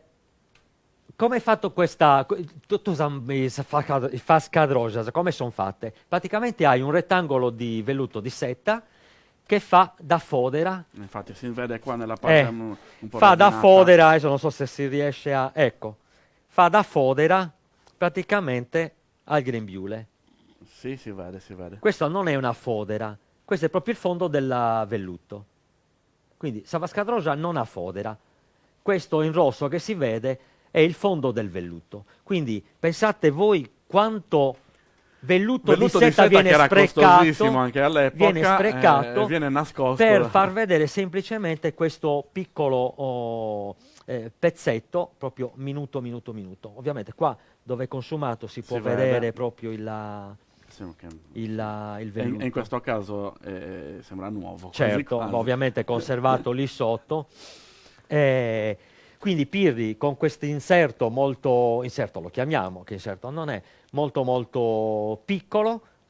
Altra particolarità, le pieghe, che sono pieghe dritte, non sono pieghe schiacciate. Quindi qua ci stai dicendo già una particolarità da cui si può distinguere la provenienza. Io direi di sì. Almeno conoscendo quelli che conosciamo. Questa è una cosa che io non avevo mai notato, cioè me l'hai fatta notare tu quando ce l'avevo davanti agli occhi, che in effetti questa parte rispetto agli altri grembiuli e che poi ho visto, piccoli, questo sono sui 40, a 50 non arrivano quelli di Pirri. A 50 non arrivano, molto corti. Probabilmente davano più risalto alla... Come ampiezza della gonna, quanta... Allora, l'ampiezza della gonna varia. Questa, per esempio, sono 7 teli completi. Sono teli da 50... 55, massimo, sì, un po' meno di 55. Questa è una delle più ampie che ho conosciuto. Questi sono 7 teli completi, quindi sono 3,60 m. Considerando un'altra cosa, che lì hanno voluto proprio strafare, non hanno voluto rompere un telo per fare su sportellito e hanno utilizzato quello che sta sotto il grembiule. E hanno praticamente, allora qua lo possiamo, scusate se mi alzo, sì, faccio tranquillo. Praticamente questa parte qua, che solitamente lo facevano a misura tagliando proprio il telo di broccato, qua hanno fatto così in questa maniera. Qua no, hanno utilizzato proprio la cucitura tra i due teli per fare su sportellito, tant'è vero che è uno sportellito da largo quanto un telo, che hanno dovuto poi chiudere con 2 pence a una parte e all'altra per renderlo un pochino più uguale a questo. Vediamo la diversità qui abbiamo questo tipo di gallone. Esatto. Qua il punto di Spagna ce l'ha anche qua, però sotto questo, per esempio, e qua abbiamo il famoso, rosso che prima. Il famoso punto di Spagna con sopra il nastro rosso. I colori qua sono un pochino diversi. Questo vedi che dove qua compare il rosa e il bianco, qua compare il celeste. Insomma, sono alcune particolarità. Particolari sono le diverse plissettature. Ne abbiamo a pieghe schiacciate come questo, e invece abbiamo questo che è grinzito.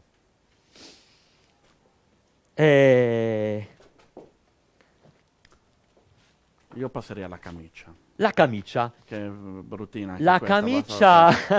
Io vorrei far vedere, Enrico, se riusciamo a vedere un po' il polso. È particolare.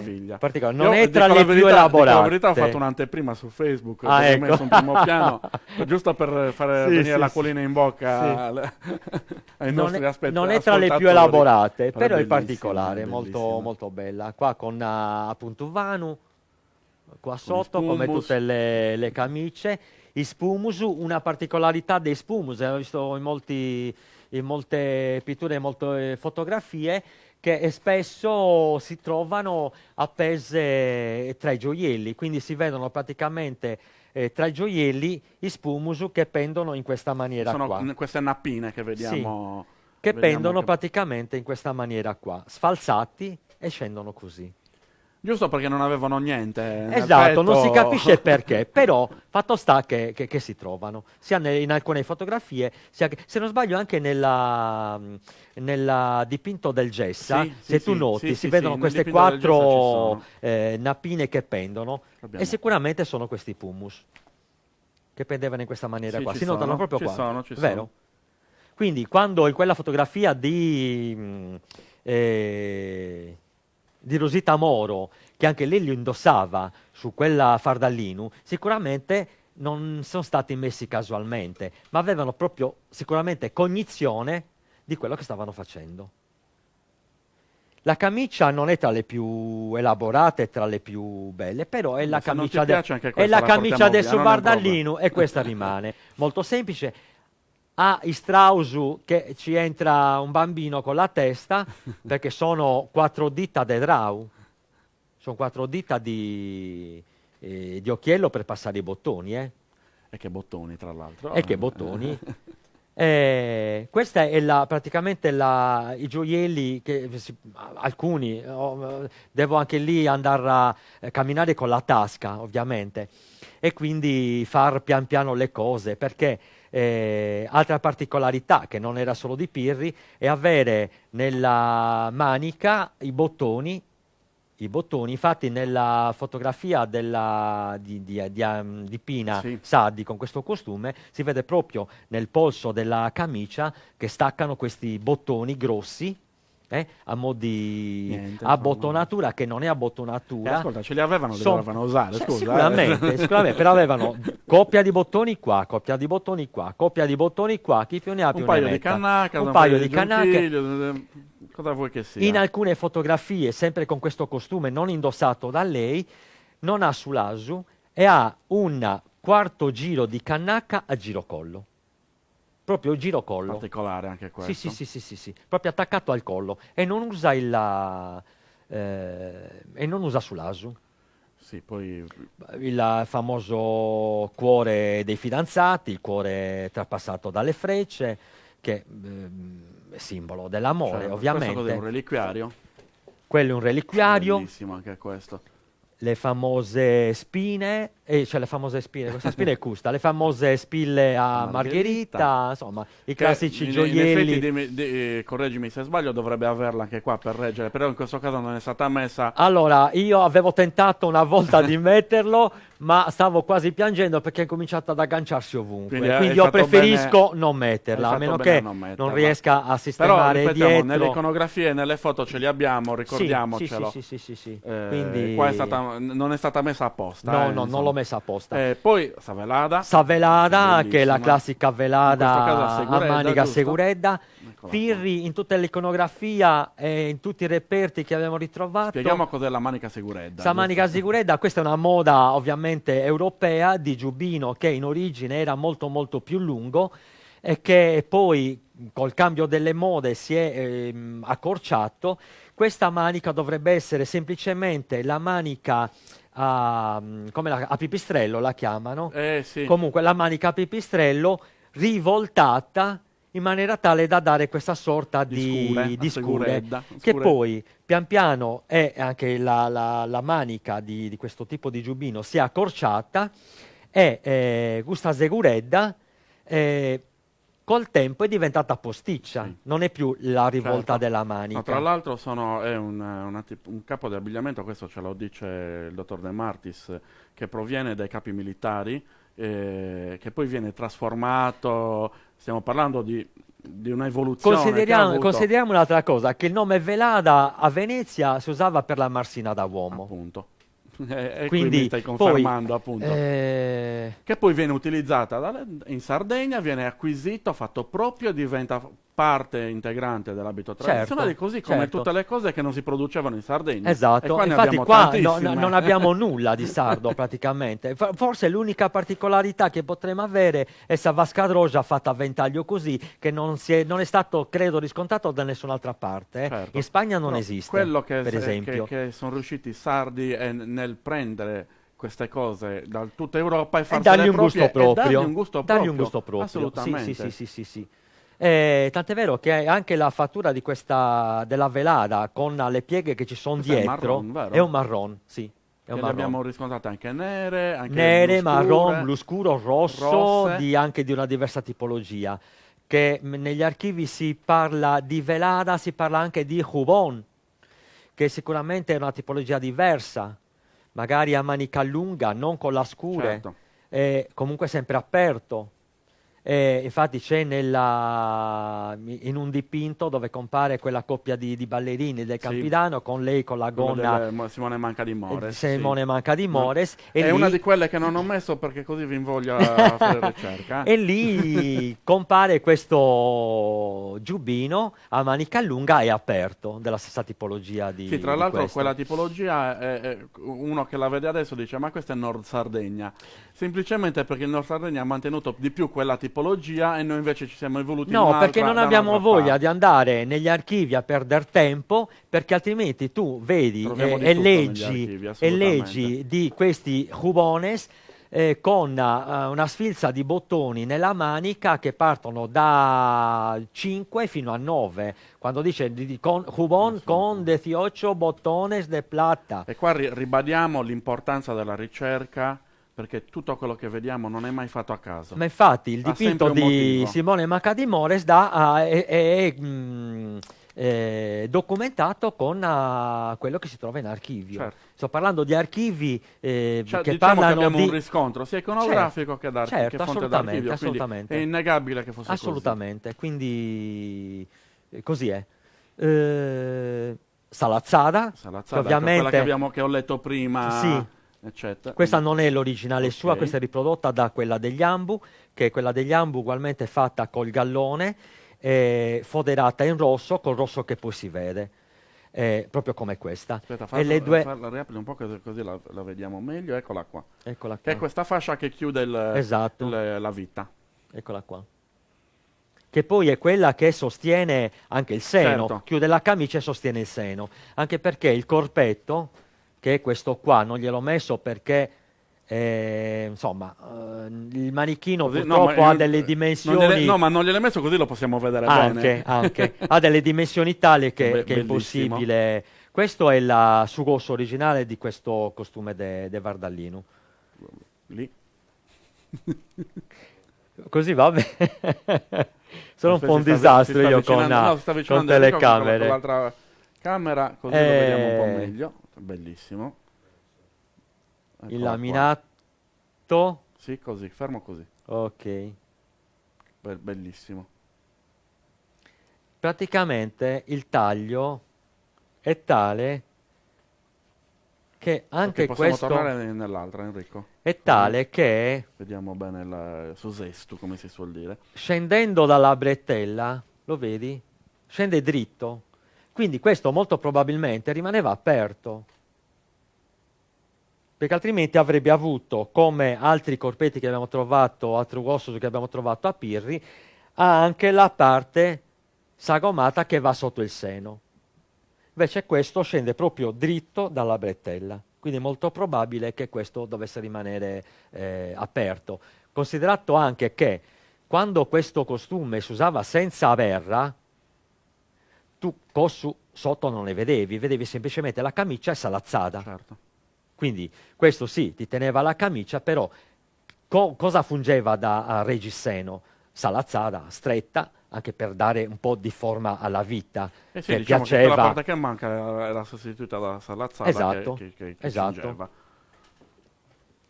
E ovviamente Saverra è stata aggiunta successivamente per pudore, però poi è diventato un capo... Colpa dei gesuiti. Colpa dei gesuiti, però poi ovviamente le nostre donne... dall'imposizione è diventata anche qui vezzo. Quindi... Esatto, dava modo di sfoggiare qualcosa in più certo. sul costume. Una cosa di cui non abbiamo detto è il fazzoletto, lo scialletto messo al fianco, che... la funzionalità non se lo mettevano di certo in testa, assolutamente, perché questo costume l'abbiamo sempre visto col velo, non con lo scialle. Che cosa potrebbe essere? Non abbiamo fatto abbiamo fatto delle ricerche, abbiamo riscontrato delle affinità. Con che cosa? Con chi? Con gli spagnoli. In Spagna l'abito da sposa per la donna che andava a sposare, come segno di riconoscimento, usava il giorno delle nozze e i 3 giorni successivi alle nozze lo scialletto messo al fianco. Quindi probabile che qua sì. avesse lo stesso significato, però non lo sappiamo. Però di certo non se lo mettevano in testa. È semplicemente un adorno o un simbolo di qualcosa. Quindi è molto probabile che... ad esempio in molti paesi si usavano questi fiocchi. Sovruccu, esatto, che poi levavano anche loro, che poi levavano dopo il matrimonio. Sposati. Quindi probabile che avesse lo stesso significato. E in quel dipinto dove si vede il castello di San Michele, la donna ce l'ha. Esatto, e sono sposi. Sono appena sposati. Esatto. Sì. Anche quella del Vuillers, se non sbaglio. Sì, anche il Vuillers. Ce l'ha. E anche loro sono coppia di sposi. Sì. Arriviamo alle Recadas. Le Recadas, qua abbiamo cercato di far riprodurre nel limite della possibilità finanziaria quelli che erano i gioielli che compaiono nella fotografia di Pina Saddi. Che poi erano i gioielli che li hanno portate via, qualcosa ancora manca, però pian piano, Dio volendo, e Covid pure, riusciremo, se Dio vuole, ci mancano fare 2 cose, il capo e i piedi. Allora, i piedi, dagli archivi risultano calze fatte ai ferri di setta. Compaiono di qualsiasi colore. Ricordiamocelo questo, di qualsiasi colore. Compaiono di qualsiasi colore. Sono rare le calze bianche. Descrizioni di calze bianche sono rare, però ci sono anche quelle. Sì, certo.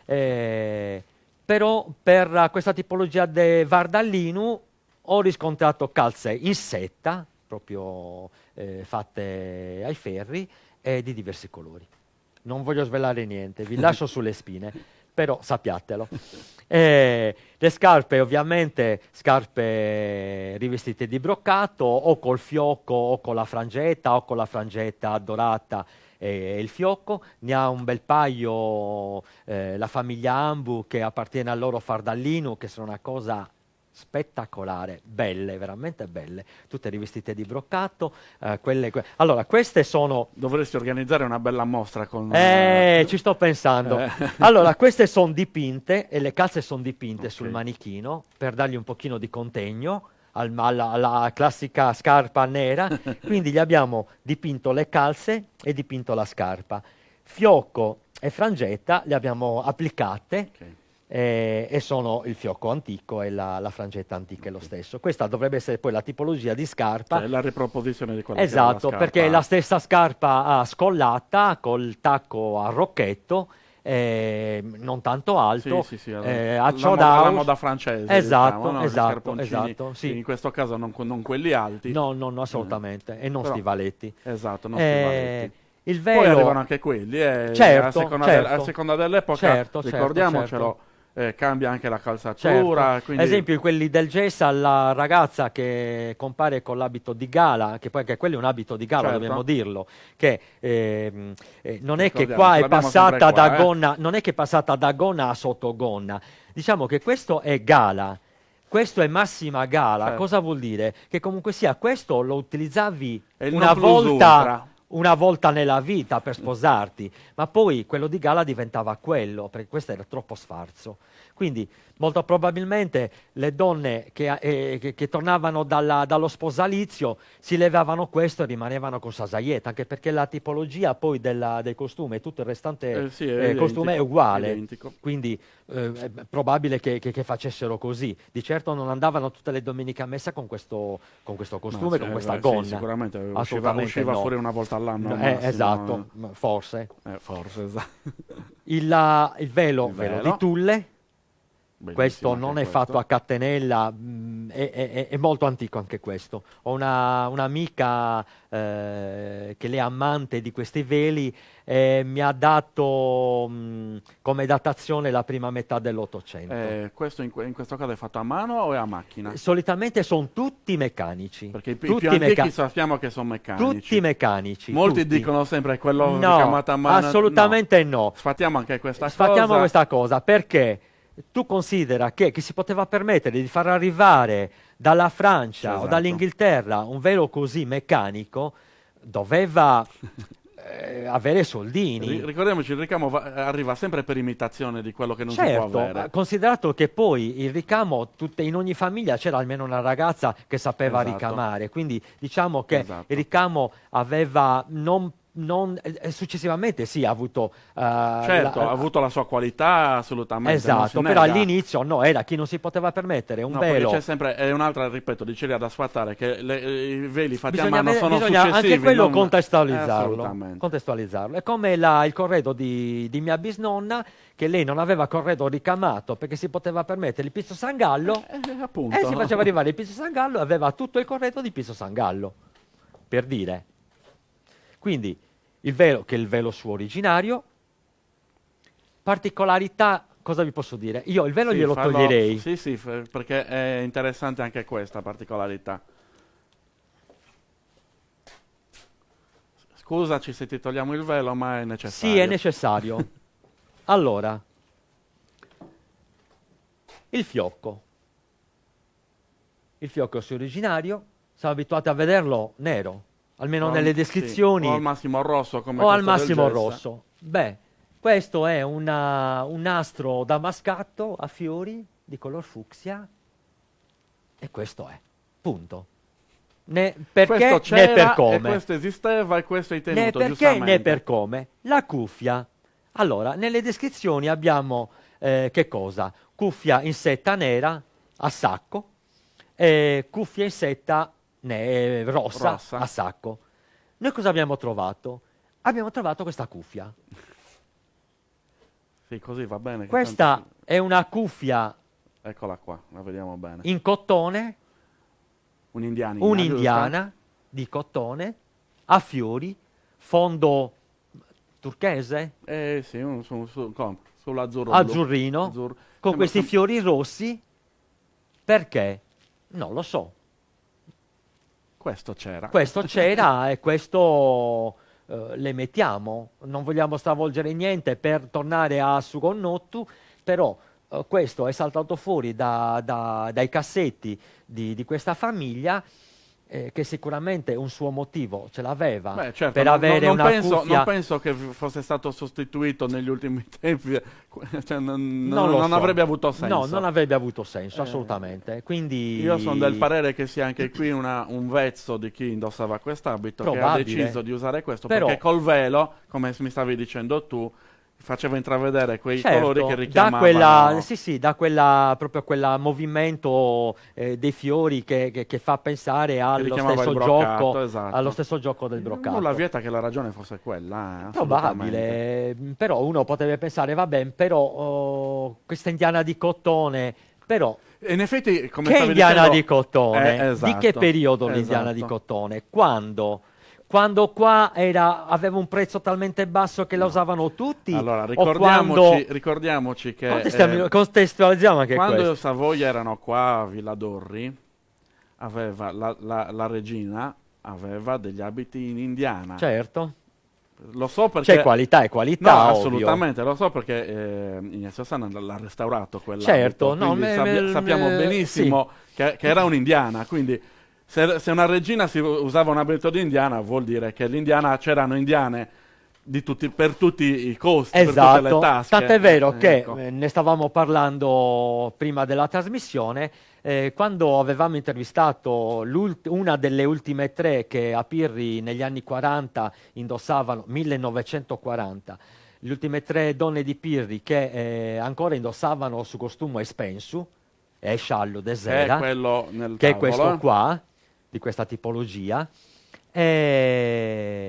Una di queste, la nipote di una di queste donne ha raccontato che sua nonna, quando usciva di casa, non usciva mai a teletta, portava via da Bregungia. Era una vergogna uscire per la strada a teletta, perché per uscire gli aveva detto, ma perché il sobordao era per i giorni di festa? Ha detto no, il sobordao era per uscire di casa. Quindi tu, quando toglievi un passo fuori di casa, devi stare in sabordao. Non potevi uscire a teletta, perché la teletta era la gonna per casa, per lavorare in casa.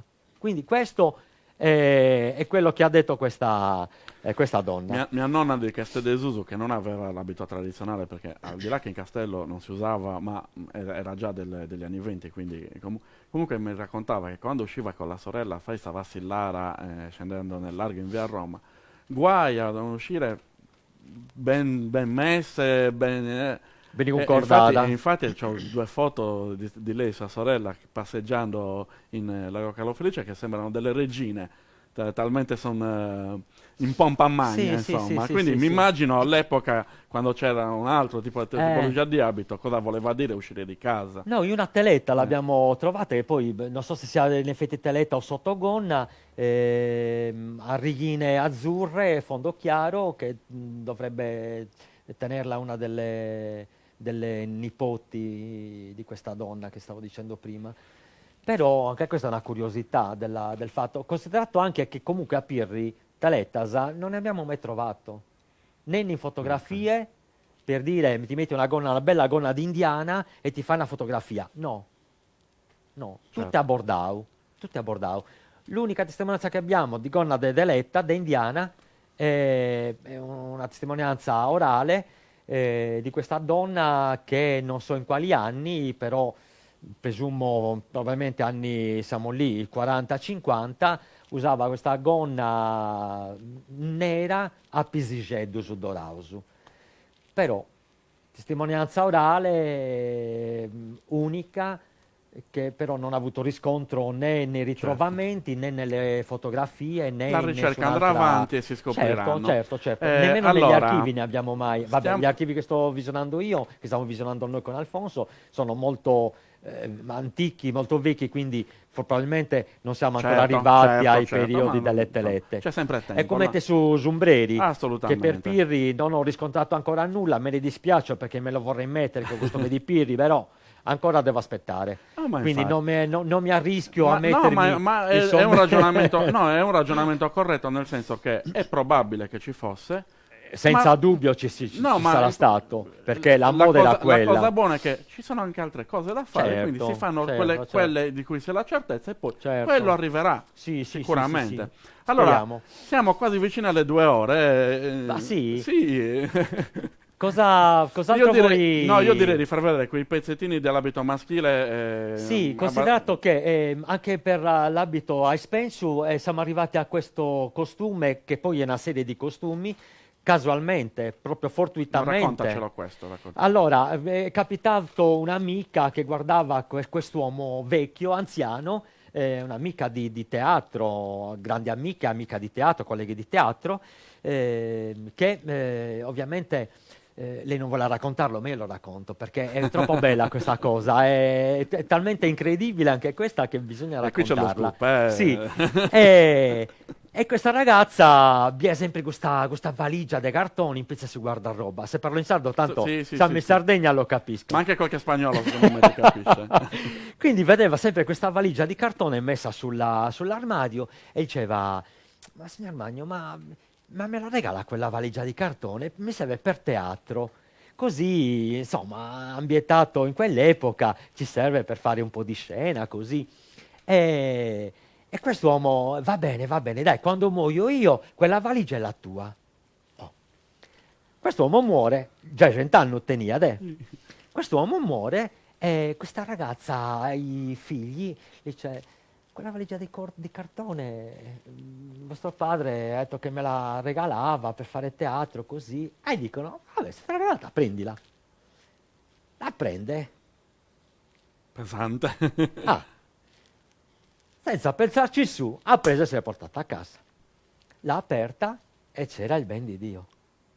C'era il ben di Dio. Chissà messa lì da quale epoca, da quale tempo, che poi si è scoperto che è suo dalla parte di madre, parente degli Spiga, no, propriamente degli Spiga, con dentro una marea di roba. C'era roba per fare 3 costumi da donna. Tre costumi da donna. Perché c'erano... Doveva essere bella pesante, quindi. Bella pesante. E oltre a questo c'erano anche capi da uomo. Che a Pirri, oltre quello degli Ambu, che è completo, e quello dei Meloni, che anche quello era completo, però non so che fine ha fatto, se ce l'hanno ancora. So che fine ha fatto, ma non so se ce l'hanno ancora.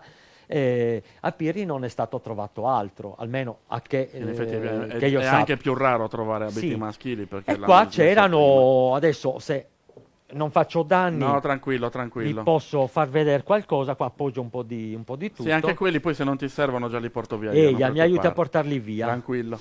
E quindi abbiamo con Arroda, Crazzas e Carrighera e Berritta.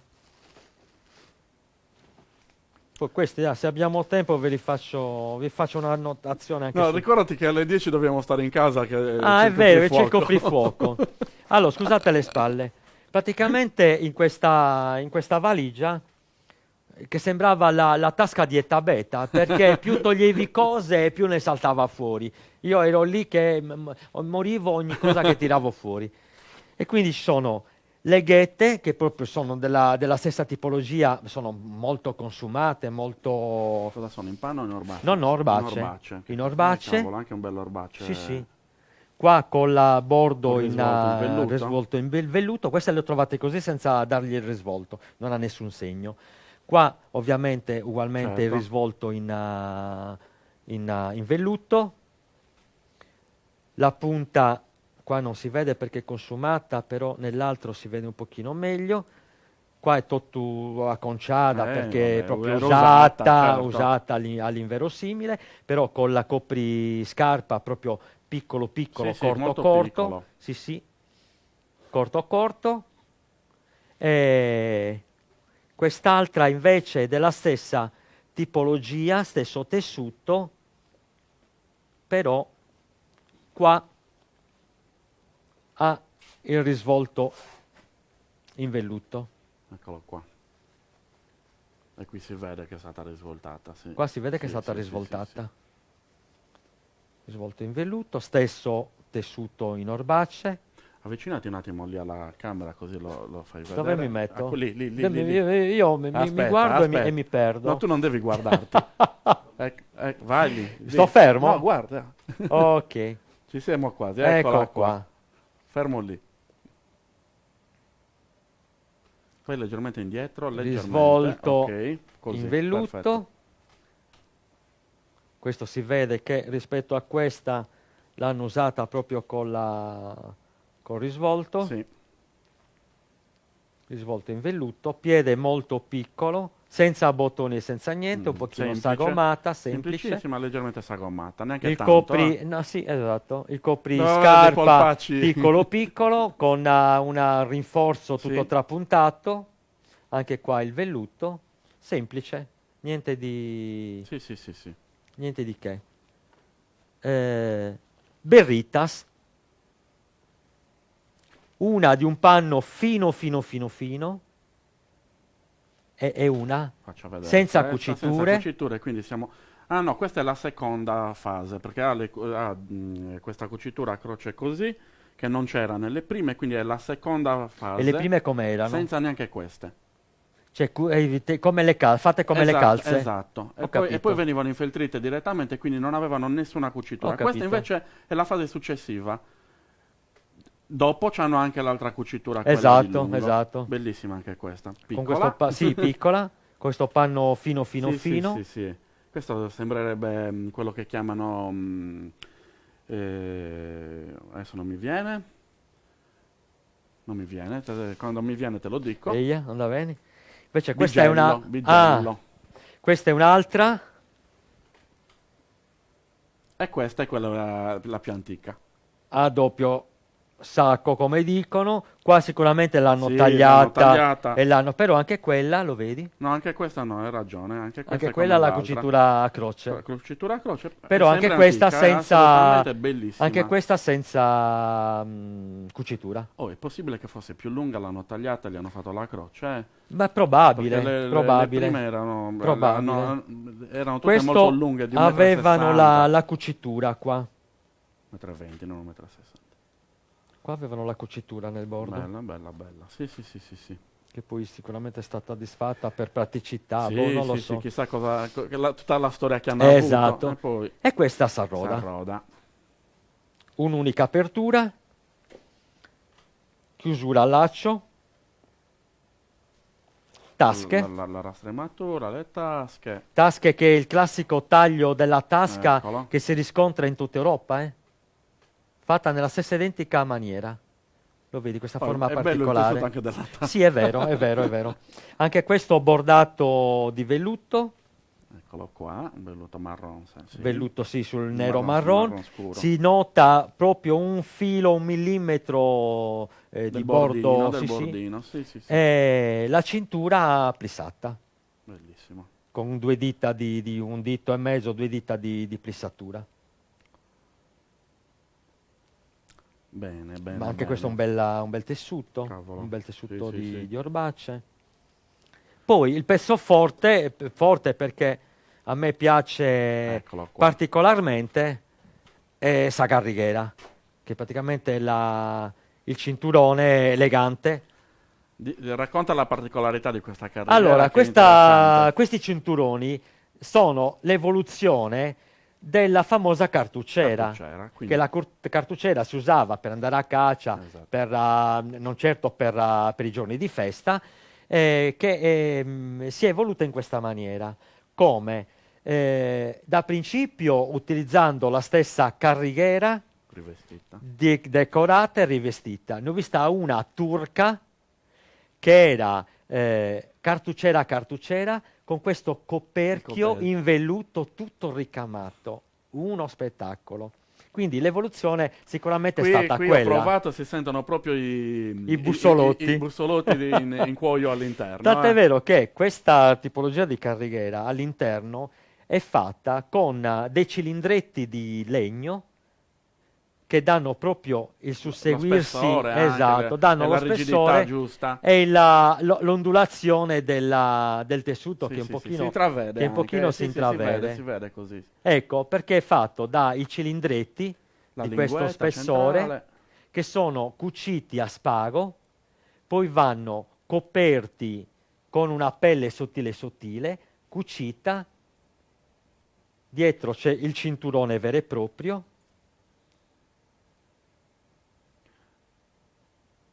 e poi ovviamente l'ha rivestito di tessuto che piaceva. Questo è in brocato bianco, quello degli ambu è in velluto blu, sempre con le nappine. E sempre con questo tipo di di Sì, è come di se fosse fibbia. un Sì, sì, cinto sì, normale, sì, la sì, sì. chiusura, insomma. È molto molto particolare e molto interessante anche questa, che se ne vedono Se poche ne di vedono Calligheras poche. Ne ho antiche. visto una anche a Maracalagonis, fatta nella stessa identica maniera con i Io pipiolini invece in ne stavo legno. parlando con te, l'avevo vista in una mostra alla Torre di San Pancrazio a Cagliari, e invece di avere quell'interno aveva una lamina probabilmente Per dargli la di rigidità, metallica per dargli quella rigidità, e poi uno spessore in tessuto. che poi sicuramente sarà una versione Sì, successiva di questo perché sicuramente, la lavorazione è sicuramente, molto più semplice. assolutamente. Questa, insomma, visto tutta la lavorazione, è un Io direi in po'... chiusura Con questa questo, particolarità. allora, eh, io l'ho riscontrato solamente per Pirri fino ad ora, però non è detto che non possa In esistere futuro. da nessun'altra parte. Il primo che vidi era della Sovardalino degli Ambu, ehm, un fazzoletto che altro non erano che una verra fatta da due triangoli di tessuto. E lui ha detto, vabbè, Ricordiamoci boh, che il nome Perra deriva proprio da dal metà, dividere a esatto, metà, metà. giusto? Questo è ancora più particolare perché la metà triangolo del fazzoletto viene ulteriormente tagliato, Sagomato, no, no, proprio o tagliato. tagliato o Mm? sagomato per dare questa forma qua. Se ti serve una mano, dimmelo. Per dare questa forma qua. Praticamente sono due triangoli uniti per un vertice. In questo caso non è unito per niente perché proprio questo non Sì, ha sì, sì. cuciture, questo è un pezzo E questo è unico. stato tagliato Quindi considera quanto fazzoletto possono aver sprecato per certo. fare questo fazzoletto qua. Altri hanno sicuramente, quello per esempio sicuramente è stato aggiunto perché si è strappato, perché la stoffa è un pochino più debole. Però questo è praticamente Questa parte va al una collo, giusto? invenzione per evitare il groviglio di stoffa dietro il collo e praticamente questo scendere. Cosa me lo provo Sì, io? Enrico, guarda, facciamo così. Praticamente questo serve una mano? così Ok, già ce messo l'ho. dietro il collo, Eccolo praticamente qua. dietro il collo non abbiamo nessun groviglio di stoffa, i lati lunghi Al scendono centro. davanti, Eccolo li puoi là. mettere dritto o a incrocio È fatta saperra. e fatta saverra. Queste due punte ovviamente vanno a coprire il seno, Sì, che poi non sono altro che ovviamente. queste che Che poi, vediamo qua. esatto, le due punte e i due. Questo è ugualmente fatto come questo. A Pirri ne abbiamo Interessante. ritrovato 4, che sono uno dei Sovardalino dei Saddi, uno dei Sovardalino degli Ambu, e questi due, che è questo con quell'altro in setta operata, che sono di Spiga. Quindi 3 famiglie distinte che hanno adottato la stessa tipologia di sagomatura del fazzoletto Pova e Saverra. William, io rimarrei anche altre 2 ore qua a Anche ascoltarti io, perché, perché perché è mi sta invogliando, avevo interessante. tanta paura di, Infatti, di venire qua. no, ma aveva paura anche e- di parlare, invece te che l'ho poi- detto che è una perché chiacchierata. mettete a vostro Te l'ho agio. detto che qua è una chiacchierata di quelle E quindi interessanti. dai, questo e Sì, basta. dai. Questo e Ma basta. grazie, non Questo le dovevi. famose cuffie che si usavano ai primi Alla faccia dell'Ottocento, delle cuffie, anche che sono qua quelle, un bel velluto di. quelle tessute che erano proprie per raccogliere i capelli sia per uomini che per donne.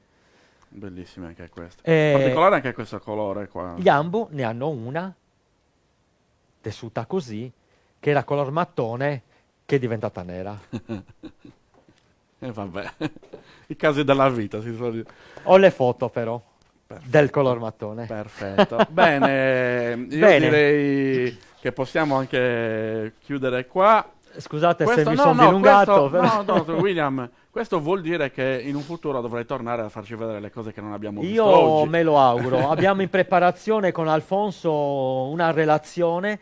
Abbiamo raccolto molto materiale, lui mi ha dato una grandissima mano d'aiuto sia per quanto riguarda la traduzione dei testi scritti in castigliano, Anche sia perché per ricordiamoci, abbiamo avuto 400 anni di spagnoli in Sardegna. esatto, Quindi, sia per quanto riguarda, non tanto per quello, perché anche io me la cavo abbastanza bene, però soprattutto per le abbreviazioni. certo. Altra cosa molto importante per i termini desueti. per i termini, i nomi dei tessuti, i nomi di alcune particolarità che qua non si sono mai usati, non li abbiamo sentiti, però anche in spagnolo, se guardi in un vocabolario normale, non le trovi, perché sono parole ormai fuori uso. Quindi sono parole che comunque fanno parte dell'indumentaria spagnola, perché il termine ovviamente è spagnolo, che loro hanno ottenuto e quindi si ritrovano anche in alcune pubblicazioni spagnole. Fortunatamente in base a quello riusciamo a capire anche le varie tipologie di tessuti. Insomma, tessuti che arrivavano da tutte le parti d'Europa, dall'Inghilterra, dall'Olanda, dalla Francia, dalla Germania, da Napoli, da Roma, da ogni luogo. Ogni posto era buono per portare le cose che servivano. Ho trovato un archivio di un commerciante di Cagliari che aveva di tutto e di più. Tela di Olanda, tela di Francia, tela di Roma, tela di Napoli, cuffie che arrivavano da ogni parte. Bene. Allora, adesso ti zittisco, perché è ora di finire. Sto scherzando. Allora, innanzitutto vorrei ringraziare l'Associazione Simponia che mi ha permesso di condurre questi incontri molto piacevoli. Ricordiamoci, la parola chiave di questi incontri è la condivisione delle informazioni, perché solo così possiamo crescere tutti, possiamo accrescere il nostro livello culturale. Quindi ringraziamo William per essere venuto qui a portarci questa bellezza, perché per me non possiamo parlare altrimenti se non di bellezza. Io ringrazio voi per avermi dato la possibilità, perché uno quando fa uno studio è bello anche. Io stavo aspettando, visto che nessuno mi invitava, aspettavo la mia pubblicazione, ma adesso te lo dico, sei qua te lo dico, visto che nessuno mi ha mai invitato, aspettavo la mia pubblicazione per fare una sorta di relazione su quello che abbiamo trovato, sugli studi, su documentazione. William, io te la compro al volo la pubblicazione quando la fai, però, questo lo prometto, perché è una cosa così bella e così interessante. Assolutamente. Però visto che mi avete invitato, ho dato qualche spunto di quello che in effetti con Alfonso stiamo preparando. Al di là delle cosine che qualcosina la conoscevo perché le avevi già messe in mostra, quindi sapevo dove si andava a parare, ma poi ci ha fatto vedere anche altra roba che non conoscevo, altrettanto interessante. Al di là del gala o non gala, sono sempre cose importanti, sia la più stracciata, la più povera che la più ricca, hanno la stessa valenza etnografica, assolutamente, e non dobbiamo dimenticarci neanche questo. Perché quando tu parli di condivisione, la condivisione è un gesto di generosità, ovviamente. Assolutamente. Da parte mia subentra anche la gelosia di un lavoro che sto facendo, che vorrei poi condividere. No, ma infatti ci hai dato sicuramente delle bellissime anticipazioni. Con chi ne ha piacere di leggerla eventualmente, però ovviamente subentra la gelosia da parte mia di tenermi alcune cose particolari per me, per poi. Ci mancherebbe ed è giusto così. Questo non vuol dire che è il mio orgoglio, il nostro orgoglio con Alfonso. No, William, questo non vuol dire che non vuoi condividere. C'è modo e tempo per condividere le cose, assolutamente. Qui hai condiviso una parte delle tue conoscenze, che poi entreranno a far parte di questa pubblicazione con altre conoscenze che oggi non ci hai detto. Con una documentazione un po' più ampia, un po' più articolata. Così come deve essere fatta una buona ricerca, assolutamente, che è quella che stai facendo tu. E qui abbiamo, ripeto, un'altra testimonianza che la ricerca è importante. Non lo diremo, non finiremo, non smetteremo mai di dirlo. Allora, per fare una buona ricerca serve passione, soldi, tempo. Soldi e tempo. Basta. Però già con la passione, seppure non allora, io stiamo ricostruendo alcune cose particolari con Alfonso, cose che ormai, cose desuete, capi antichi, vecchi, che ormai non si usano più, almeno nell'abbigliamento nostro. Però è interessante anche riproporle, vederle, cercare di ricrearle. Quindi uno potrebbe anche semplicemente fare potrebbe fare semplicemente un lavoro d'archivio e fare le proprie pubblicazioni, non necessariamente deve investire soldi per fare delle ricostruzioni. Io non ho gruppo. Però quando c'è la passione, quando c'è la voglia. Sì, c'è anche la voglia di vedere proprio materializzato, hai un'idea più chiara di quello che trovi poi negli archivi. Benissimo, ti ringrazio ancora una volta, veramente ringraziamo anche Alfonso dalla parte sua, perché comunque è un lavoro congiunto, è un lavoro quindi congiunto. merita che... non io senza di lui, né lui senza di me. Quindi tanto lo sappiamo che ci stai guardando, Alfonso, quindi ti ringraziamo per le sue capacità, perché assolutamente sia come cantante che come suonatore, come tutto, ma poi ha una collezione che dà modo di toccare per mano quello che vorrei appunto ringraziare, come stavo dicendo prima, l'associazione Sinfonia. Vorrei ringraziare tutti gli ospiti che sono intervenuti in queste belle serate, quindi li vorrei citare, che sono Oscar Sanna, Oscar Sanna di Gonnesa, Antonio Mannu di Ossi, Barbara Bussa di Nuoro, Matteo Azzeni di Selargius, Barbara Puddu di Esterzili e Martino Arca di Silanus, e ultimo, ma non per... vorrei dire chiudiamo in bellezza, però evito. Perché no? Chiudiamo con Pirri, che merita il suo spazio. Va meglio, chiudiamo con e rendiamo onore anche a quello che è diventata una frazioncina di Cagliari, che però ha tutta una sua storia che merita di essere conosciuta. La sua parlata, le sue tradizioni, assolutamente. I suoi costumi. Quindi io passerei, ringraziandovi ancora una volta, la parola a Jonathan per la chiusura e per i saluti finali. Quindi grazie mille a tutti. Grazie ancora. Ciao ragazzi, sono qua, anche se vi vedo un po' con un pochino di latenza, ma ci sono. Beh, che dire, oggi abbiamo proprio chiuso in bellezza, questo lo posso garantire, anche se William dice di no, ma abbiamo chiuso in bellezza, sia per la sua, perché persona davvero speciale e unica, non sono l'unico, scusate il gioco di parole, ma non sono l'unico a dirlo. Collaboriamo ormai, ci è capitato di incontrarci per vie traverse, volute e non volute, da tanti anni, e per questo mi piace proprio fare riferimento, mi piace ricordare la primissima edizione di Tra Sardo e Profano, che risale al 2017, in cui un ospite arrivava da lontano, tale Alfonso Diez Ausin, a Burgos, in Castiglia e León, però, che avete nominato e rinominato, ma che abbiamo nominato e rinominato anche noi un po' in tutte queste fasi, in tutte le edizioni, perché chiaramente diciamo che è un po' il padrino, l'ho già detto questa cosa, Alfonso è il padrino della rassegna Tra Sardo e Profano, perché ha aperto la primissima edizione insieme a allora c'erano Bruno Camedda e Elisa Marungio, concerto unico in un'unica data. Poi l'abbiamo voluto e l'abbiamo avuto ospite un po' in tutte le edizioni, perché Alfonso e William, come vedete, sia dal loro lavoro, dalla loro ricerca, la passione gigantissima, sono praticamente una cosa sola, e noi li abbiamo sempre voluti tra di noi. Quindi chiudiamo in bellezza. William, non ti vedo, ma è così. Quindi ti ringrazio tantissimo di cuore, davvero. Grazie del tuo lavoro, della preparazione un po' di tutta questa puntata, perché oggi abbiamo parlato solo praticamente dell'abito, di tutta la tua ricerca che concerne appunto l'abito e gli abiti di Pirri, però chiaramente abbiamo proprio la mostra di quello che è il tuo fiore all'occhiello, no?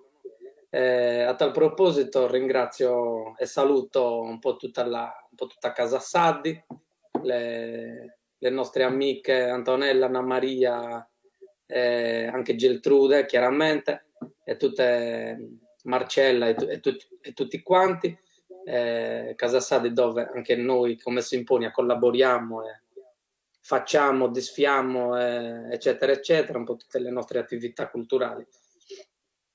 E niente, grazie ancora. Cristiano, che hai fatto un po' ricca tutta la fase, la terza fase di Trasarde Profano attraverso la tua moderazione e la tua conoscenza di un po' tutta la Sardegna. Siamo partiti da Gonnesa, siamo saliti su, siamo passati per il centro e siamo ritornati un po' qua, un po' a casa nostra, che è Pirri, il centro del mondo, come lo definisco io. Quindi grazie anche a Cristiano, che hai messo su in primis tutta la rete delle persone e le informazioni. E nulla, grazie a Enrico Picchetti in regia, direttore artistico di Trasarde Profano.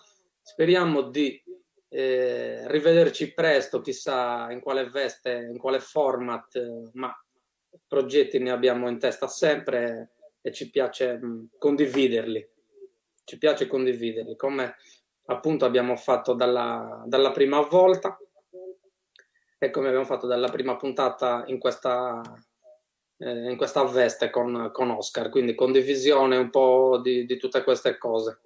Grazie mille, siamo a cavallo tra Natale e il 2021, speriamo e vi auguro, io personalmente lo faccio anche a nome di Simponia e di tutti, il meglio, che sia sicuramente un anno molto molto migliore, soprattutto per il nostro lavoro, per le nostre famiglie, per tutto quello che è venuto a mancare fisicamente, perché di cose ne abbiamo fatte, non bisogna negarlo, però mancano proprio quelle dal vivo.